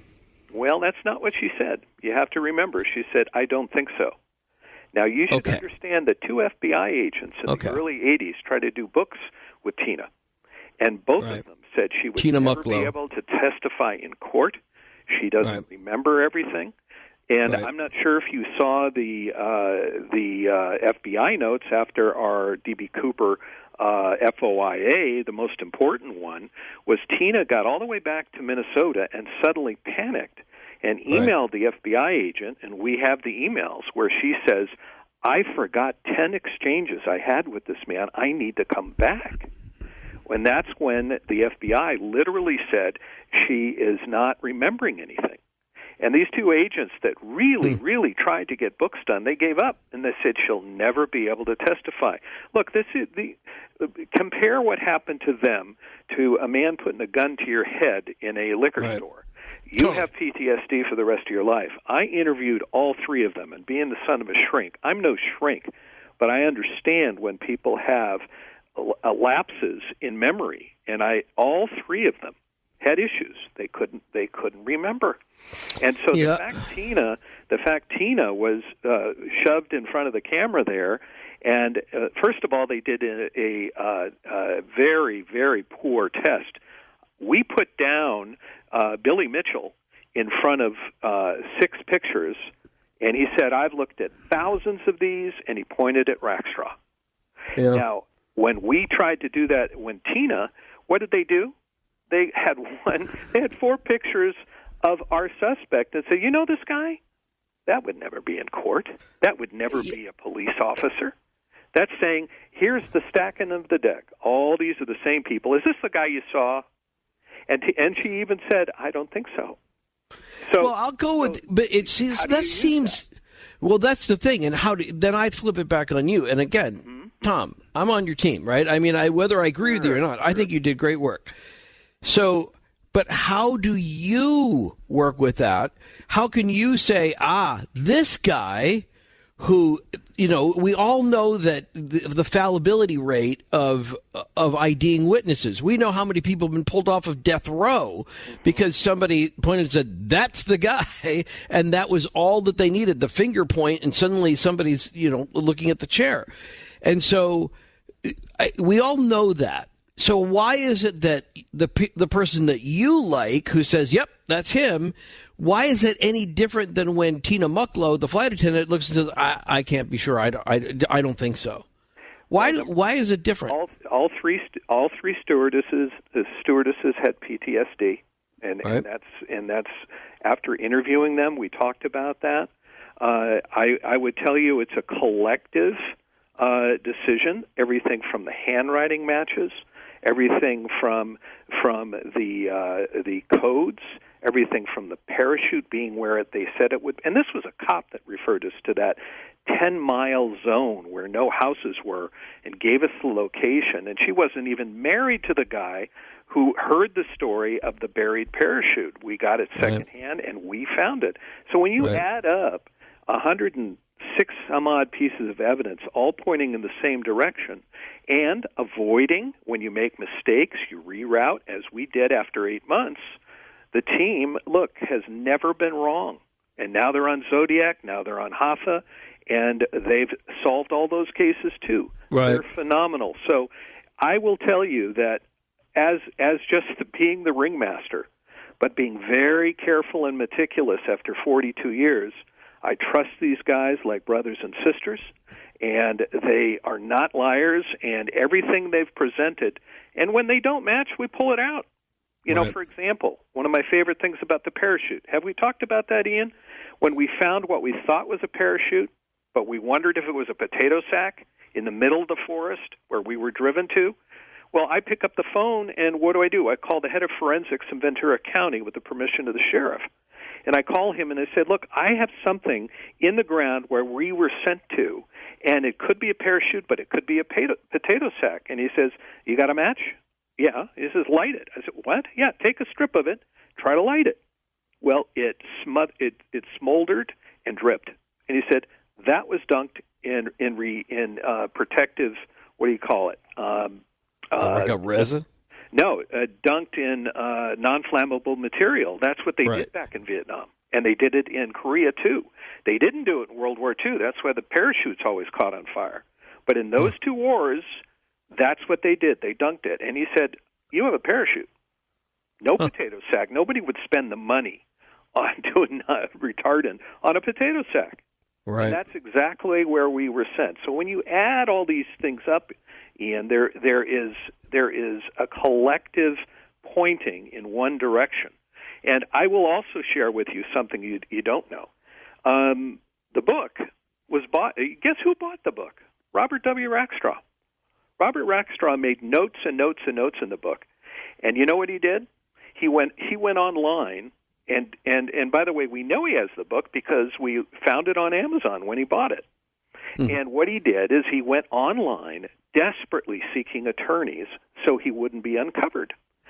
6 attorneys, and I have all their emails, and I have all his desperate requests offline, and we looked at them, and every one of the attorneys backed out. In fact, I have a half dozen family members from his 3 families, and one of them told me he had said, after failing doing that one attorney said to him, "You're him. This is you." Wow. Everything in the 50 pages of footnotes match you. And he told that to his family member who came to me. Now, I'm telling you, I don't make this up. We have these people. We have the records. So when you collectively bring all these things together, the man with the right skill sets, the man who met with the CIA in Vietnam, who went out flying from Thailand, getting into the white 737s and flying and jumping, that's all documented by his lieutenant colonel. He said he was the prime candidate. And then here he is, slowing the plane down to 250 miles an hour, and the pilots are saying, we can't do that. He says, yes, you can. I've done it. Right. I mean, there's no doubt that I don't see something coming from the other direction. We've tried in all these years, but I hear what you're saying. And so the book that Tom is referring to is The Last Master Outlaw, How a Team Led by Former FBI Identified Hijacker D.B. Cooper. The special is on Netflix right now. It's hot. It's in the top 10 last time I looked. I got a question for you though, and I'll get to the coming up next, and then at some point next hour, not right away, but probably at the bottom of next hour, we'll get to your questions. A lot of people have made deathbed confessions about being D.B. Cooper. Some people made these confessions while they were alive. Robert Rackstraw is the focus of Tom Colbert's investigation, who was even offered $20,000 to participate in a sit-down interview, what we call a sitting fee in the business, if he would agree to being interviewed.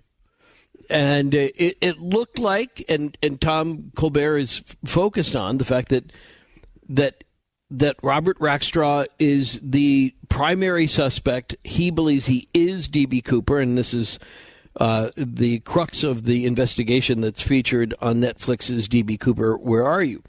But let me ask you a question. And I've wondered about this before, and I think other people have said maybe this is why the FBI continues to thwart every investigation. Somehow DNA evidence or physical evidence goes right up to the FBI's door and they slam it shut. And I wonder whether, on the odd chance, could it be that D.B. Cooper, putting aside your strong interest in Robert Rackstraw, is it possible that the whole D.B. Cooper escapade was actually orchestrated by the FBI? The people waiting for him were FBI. The FBI, we all know, is densely populated by former military. And he kind of even dressed like the FBI guys that we know from that era. Is it possible that there was maybe a false flag operation, to use the cliche, but for some reason the FBI needed to get the attention of the airline industry to fix something or to become more attentive or to perhaps create a higher level of security, and that's why they orchestrated this and have been they have been controlling investigations ever since. I will tell you that what wasn't mentioned here is that when Rackstraw was kicked out of the Army, and that's documented, right? That's absolutely documented, kicked out of the Army for fake badges and ranks and 2 college degrees, he gets in a car and he heads to the Northwest. And he becomes a character, one of his 22 characters, Normandy Winter, and lives up there for 4 months while he's planning for the jump. He is pretending to be a Swiss chalet owner visiting the West. I tell you that because the first, you might say, the first stunt was not there. It was 2 weeks after he was kicked out of the Army.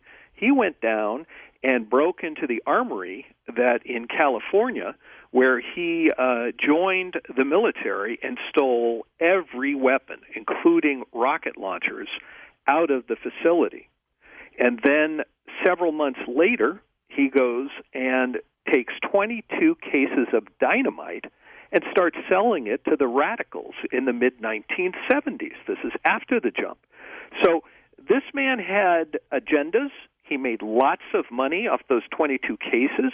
He took all those weapons. We tracked down the man, his partner, in Washington State, who was involved and served 15 years for taking all those weapons from Rackstraw, but they couldn't get him. He was just too sly. The FBI told his first wife, he told his workers. We know that Rackstraw is doing this, and we have quote after quote after quote, and these aren't liars we're talking to. These are legitimate business people. The FBI shows up at one of his jobs and says, we believe he's selling dynamite to terrorists. And the minute that meeting ends, the husband walks up to his wife, who's still alive, and she told us the whole story of that FBI interview. So the fact, he was working with the CIA in Vietnam. He got out and after the jump in 1972, he kills a deer without a license.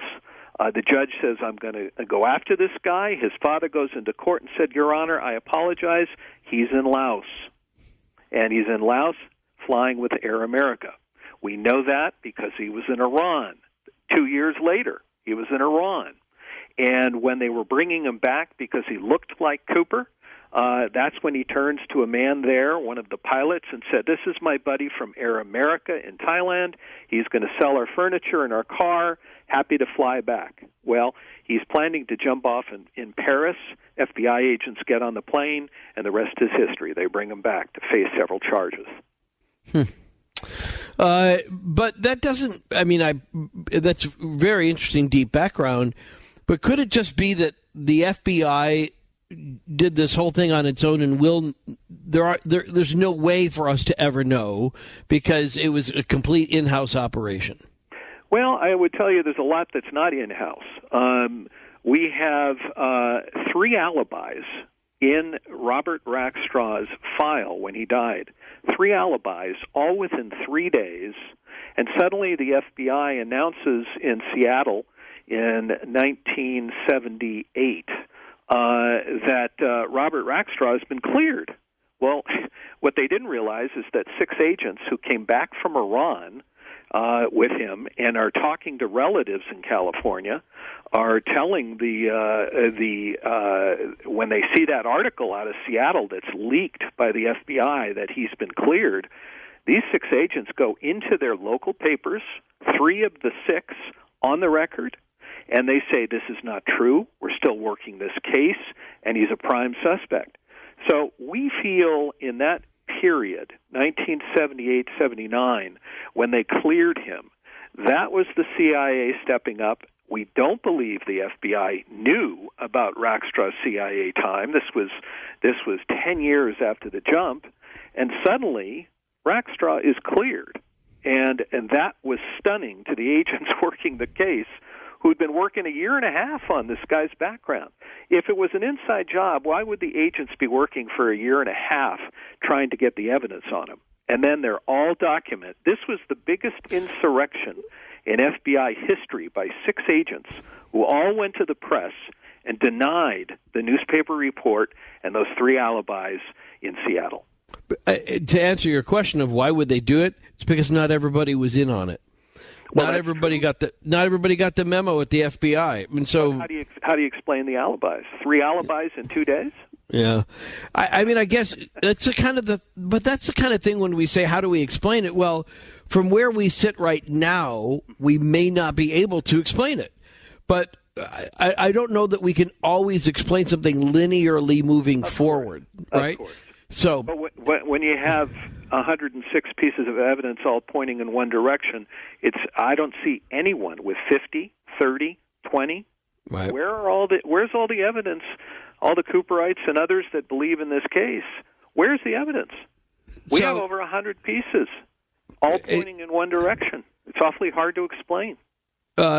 Your prime suspect, Robert Rackstraw, dies. In what was it, 2019. Right. So you're not going to get that sit-down interview. You're not going to get the clarity of getting him to finally say, okay, let me tell you some of the things. I'll answer some of those questions.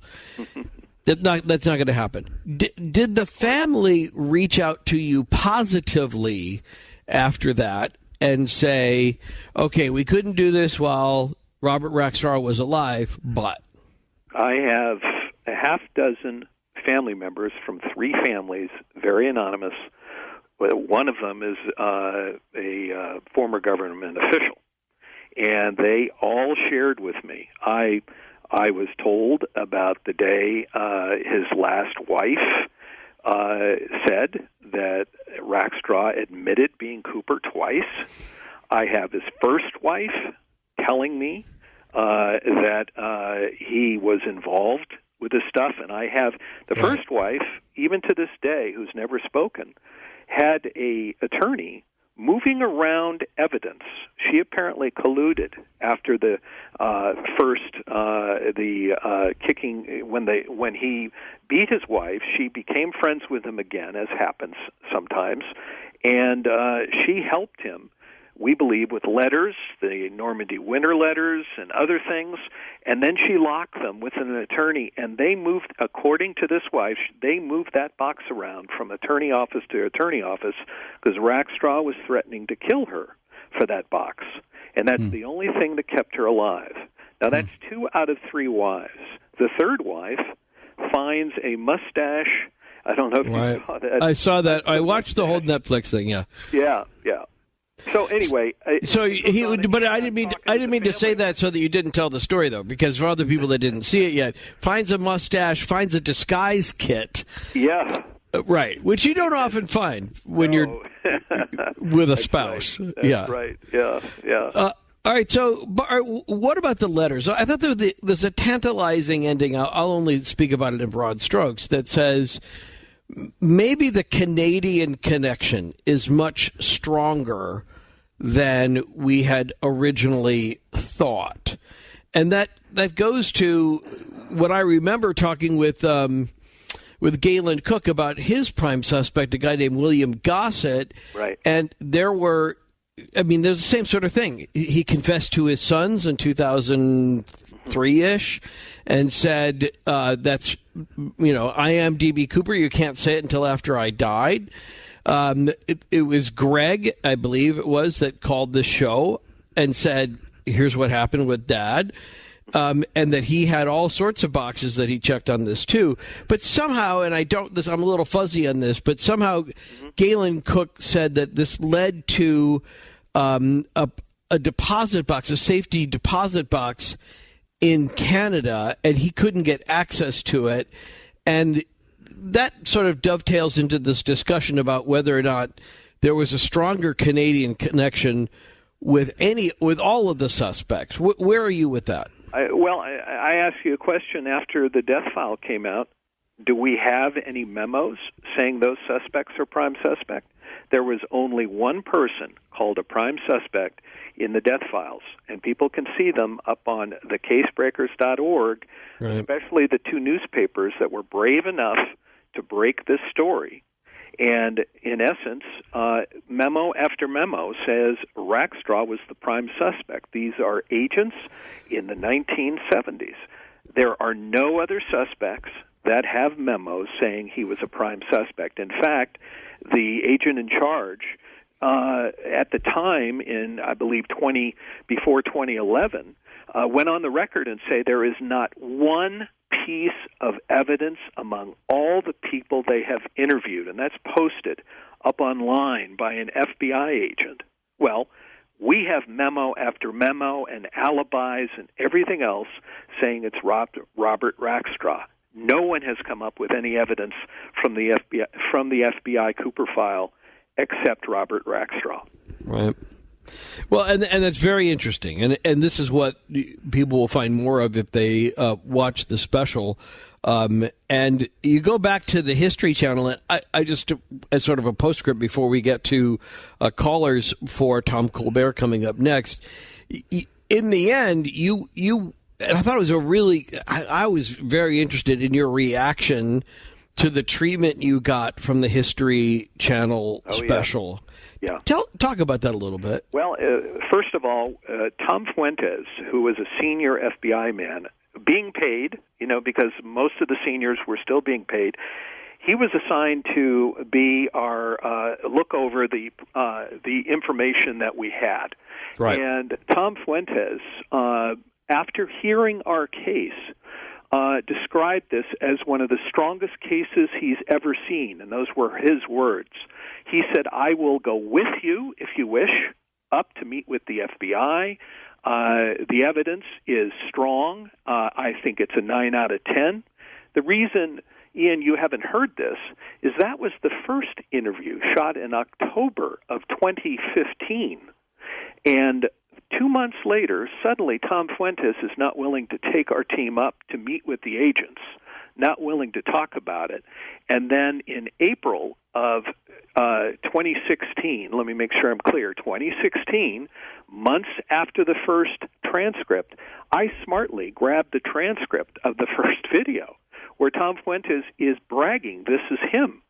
And suddenly in April, he's saying, well, do you have any fingerprints on the plane that's Rackstraw? Right. Do you have anything else on the plane? Right. Well, yeah, the back of the plane was wiped down. A memo came out and said he had a half hour to wipe down everything he touched, from the bathroom door to his cup to the exit. So there was a switch, and the worst switch of all is when the documentary aired.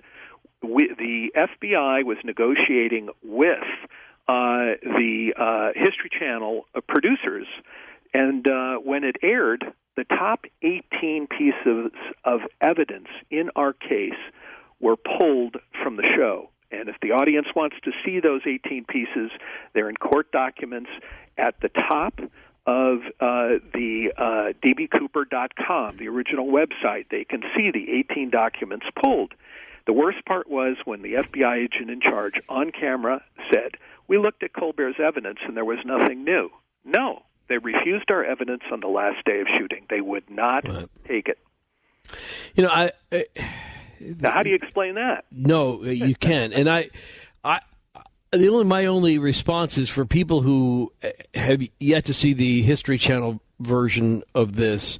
It's included this particular moment of your facial expression at the end in the final episode of History Channel is included in the Netflix special.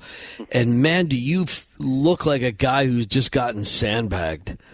Well, and I don't have much time to get into that reaction right now because we're coming up on a break. But Gotcha. but I do want to address that coming up when we get to callers too. We'll give you every number you need to join the conversation. Save those numbers too, because then we'll do open lines coming up a little bit later on tonight. So stand by. Your questions for Tom Colbert, investigator, journalist.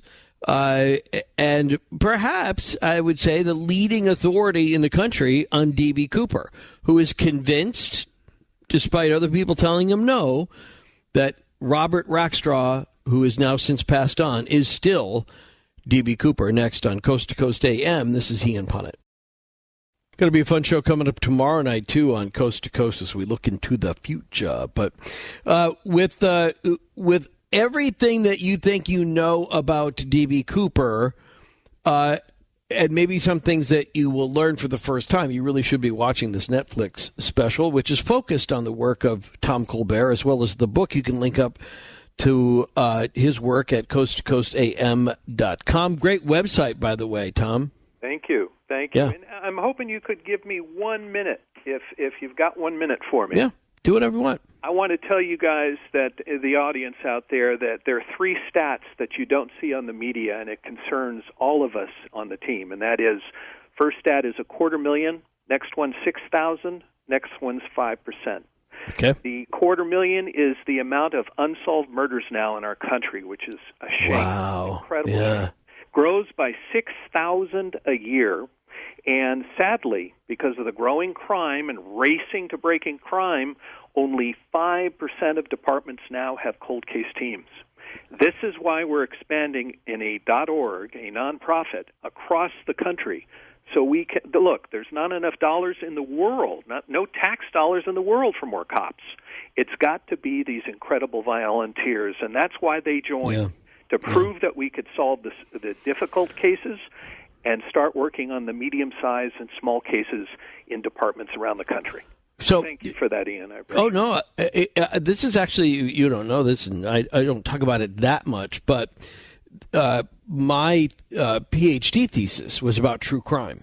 Oh, I was asked by Arizona State University's journalism department, the Walter Cronkite School of Journalism, Mass Communication, if I would develop the first theory of true crime.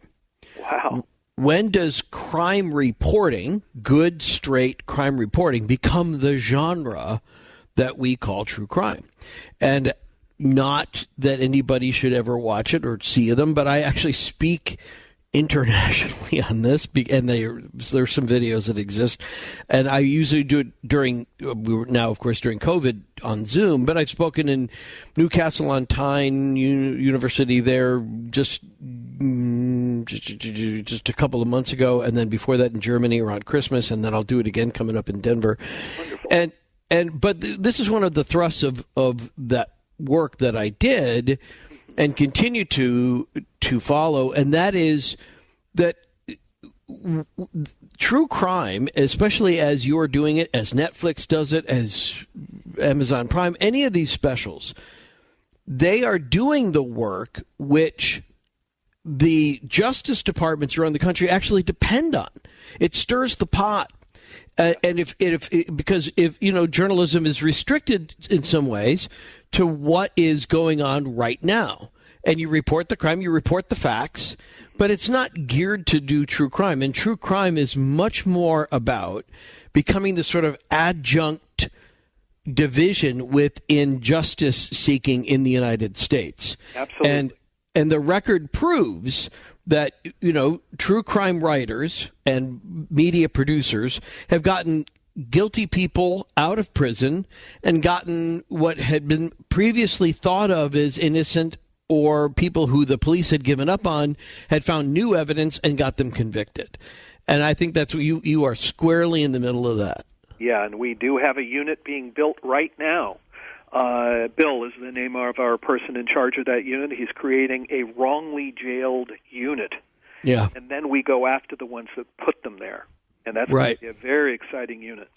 But that speaks to something that you said last hour, too, which is the idea of the prime suspect. And too often, that is also a kind of confirmation bias from police departments where they develop what they think of as their prime suspect. And it becomes somewhat of an excuse. If they can't get that prime suspect, then they kind of give up looking for any other suspect, the secondary suspects, which frequently turn out to be the person that they should have been talking to all along. So just because somebody's been named a prime suspect, that often makes me more suspicious that it's a path of least resistance that the police is taking. Do you want to comment on that? Well, yeah. I mean, and that's, remember, we were brought the wrong suspect, and that really cleared out the pipe, so to speak. Prime suspect issues, again, bigger the department, the harder it is politically to get in there and say, look, we have a problem with your suspect, here's the right one. Right. And the other issue, of course, is the hundreds and hundreds of unsolved cases. The prime evidence, for example, on Zodiac is in Riverside. Right. Well, they have over 200 murders. Do they really want to tackle a 50-year-old case? Right. I mean, that's the issue around the country. This is why these volunteer teams after 55, they can't climb the fences. They got a little arthritis, but you know what? Your brain and my brain are still working. Right. That's what it's about. And that's what we can help them with. Citizen sleuths are very powerful, and as long as they're not just armchair, right, where they're just online, as long as they're actually doing the work, great things can happen. All right, we're going to roll through some callers here. Sure. Let's try to keep both the questions and the answers short so we get everybody in before the top of the hour. Yep. Duke, east of the Rockies, was first in Dayton, Ohio on Coast to Coast. Duke? Morning, Ian. Tom, I have a couple of questions that are more generic rather than Raxtra related. First of all, can you tell me, in your opinion, whoever did this, assuming they lived and had the money, were they ever able to spend that money? Was that able to be gotten back into the system, laundered in some way? Yeah. Number two, I have never been able to find anywhere where anyone has looked at freedom of information type information from other governments, the Canadians, the French, Interpol. To your knowledge, has anybody ever done that? We have documents regarding the French because Rackstraw tried to escape and get off in Paris. We actually have those documents. And as far as your first question, what was it again? It was about the money. Like now, tracing money is very sophisticated. Yes. At the time, did the police have the ability to immediately know, this was a 20 that came from the briefcase of the $200,000 that D.B. Cooper had? I will tell you that we have tracked the money to property. Rackstraw, in his third marriage, divorced his third wife. 12 months later, she sold the property that she won in the divorce. She buys $1 million condo on Bankers Row in San Diego. And who becomes her new roommate? The ex-husband, Robert Rackstraw, for the last 20 years of his life. That's how he got rid of the money. It was transferred to Cougarans. He buried the Cougarans in Southern California. His third wife bragged about it down in the boatyards, and it was later used, buried, and turned to property, and then it all became part of that condo, and that's where Rackstraw lived. Shelley's a first-time caller in Nevada on Coast to Coast. Shelley? Oh, she dropped? Okay, John is in Vegas. John? Well, thank you, guys. Ian, thank you. And Tom, I think you did a terrific job on this thing. I can't congratulate you enough. Well, remember, it's the team. I'm just the ringmaster. Aye, sir. But let me throw this in, because this is the one thing that I've always felt the Bureau got completely wrong. And I think they were led down the wrong path. Mm-hmm. And that was him jumping out of the airplane. Mm-hmm. I don't think that ever happened. This guy's too smart to do that. My theory, and I do believe, and you have to help me here, what was the weather like that night? I can tell you that it was sporadic, clear, and sometimes raining. It was a storm passing through. I will tell you there are two witnesses on the ground, don't know each other, that spotted a man in a suit with a briefcase coming out of the woods. We have those FOIA memos where they describe them. Well, I didn't know that. But I actually all in the FOIA. Anyone can go up to the because of Mark Zaid, the man who fought for a half year to get that file. Everyone can go up on dbcooper.com and go right to the FOIA up there. We have them all listed.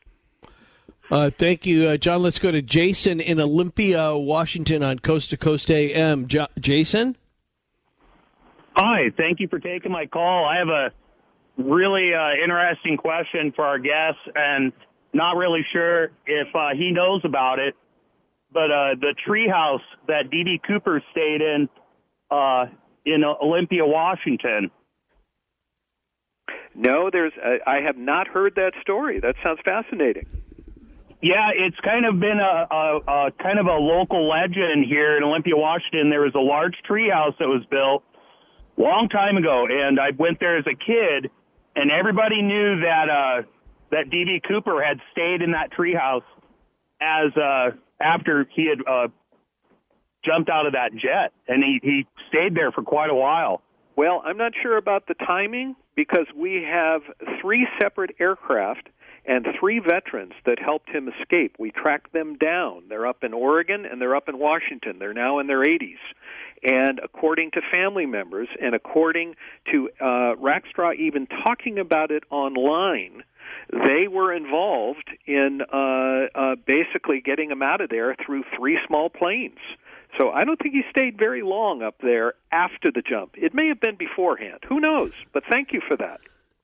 And thank you, too, Jason. That's interesting. And I guess especially the way you're rolling out some new information that wasn't in either the Netflix special or, as I remember it, in the History Channel, you continue to come up with some new details, which are, at least for now, unchallenged facts.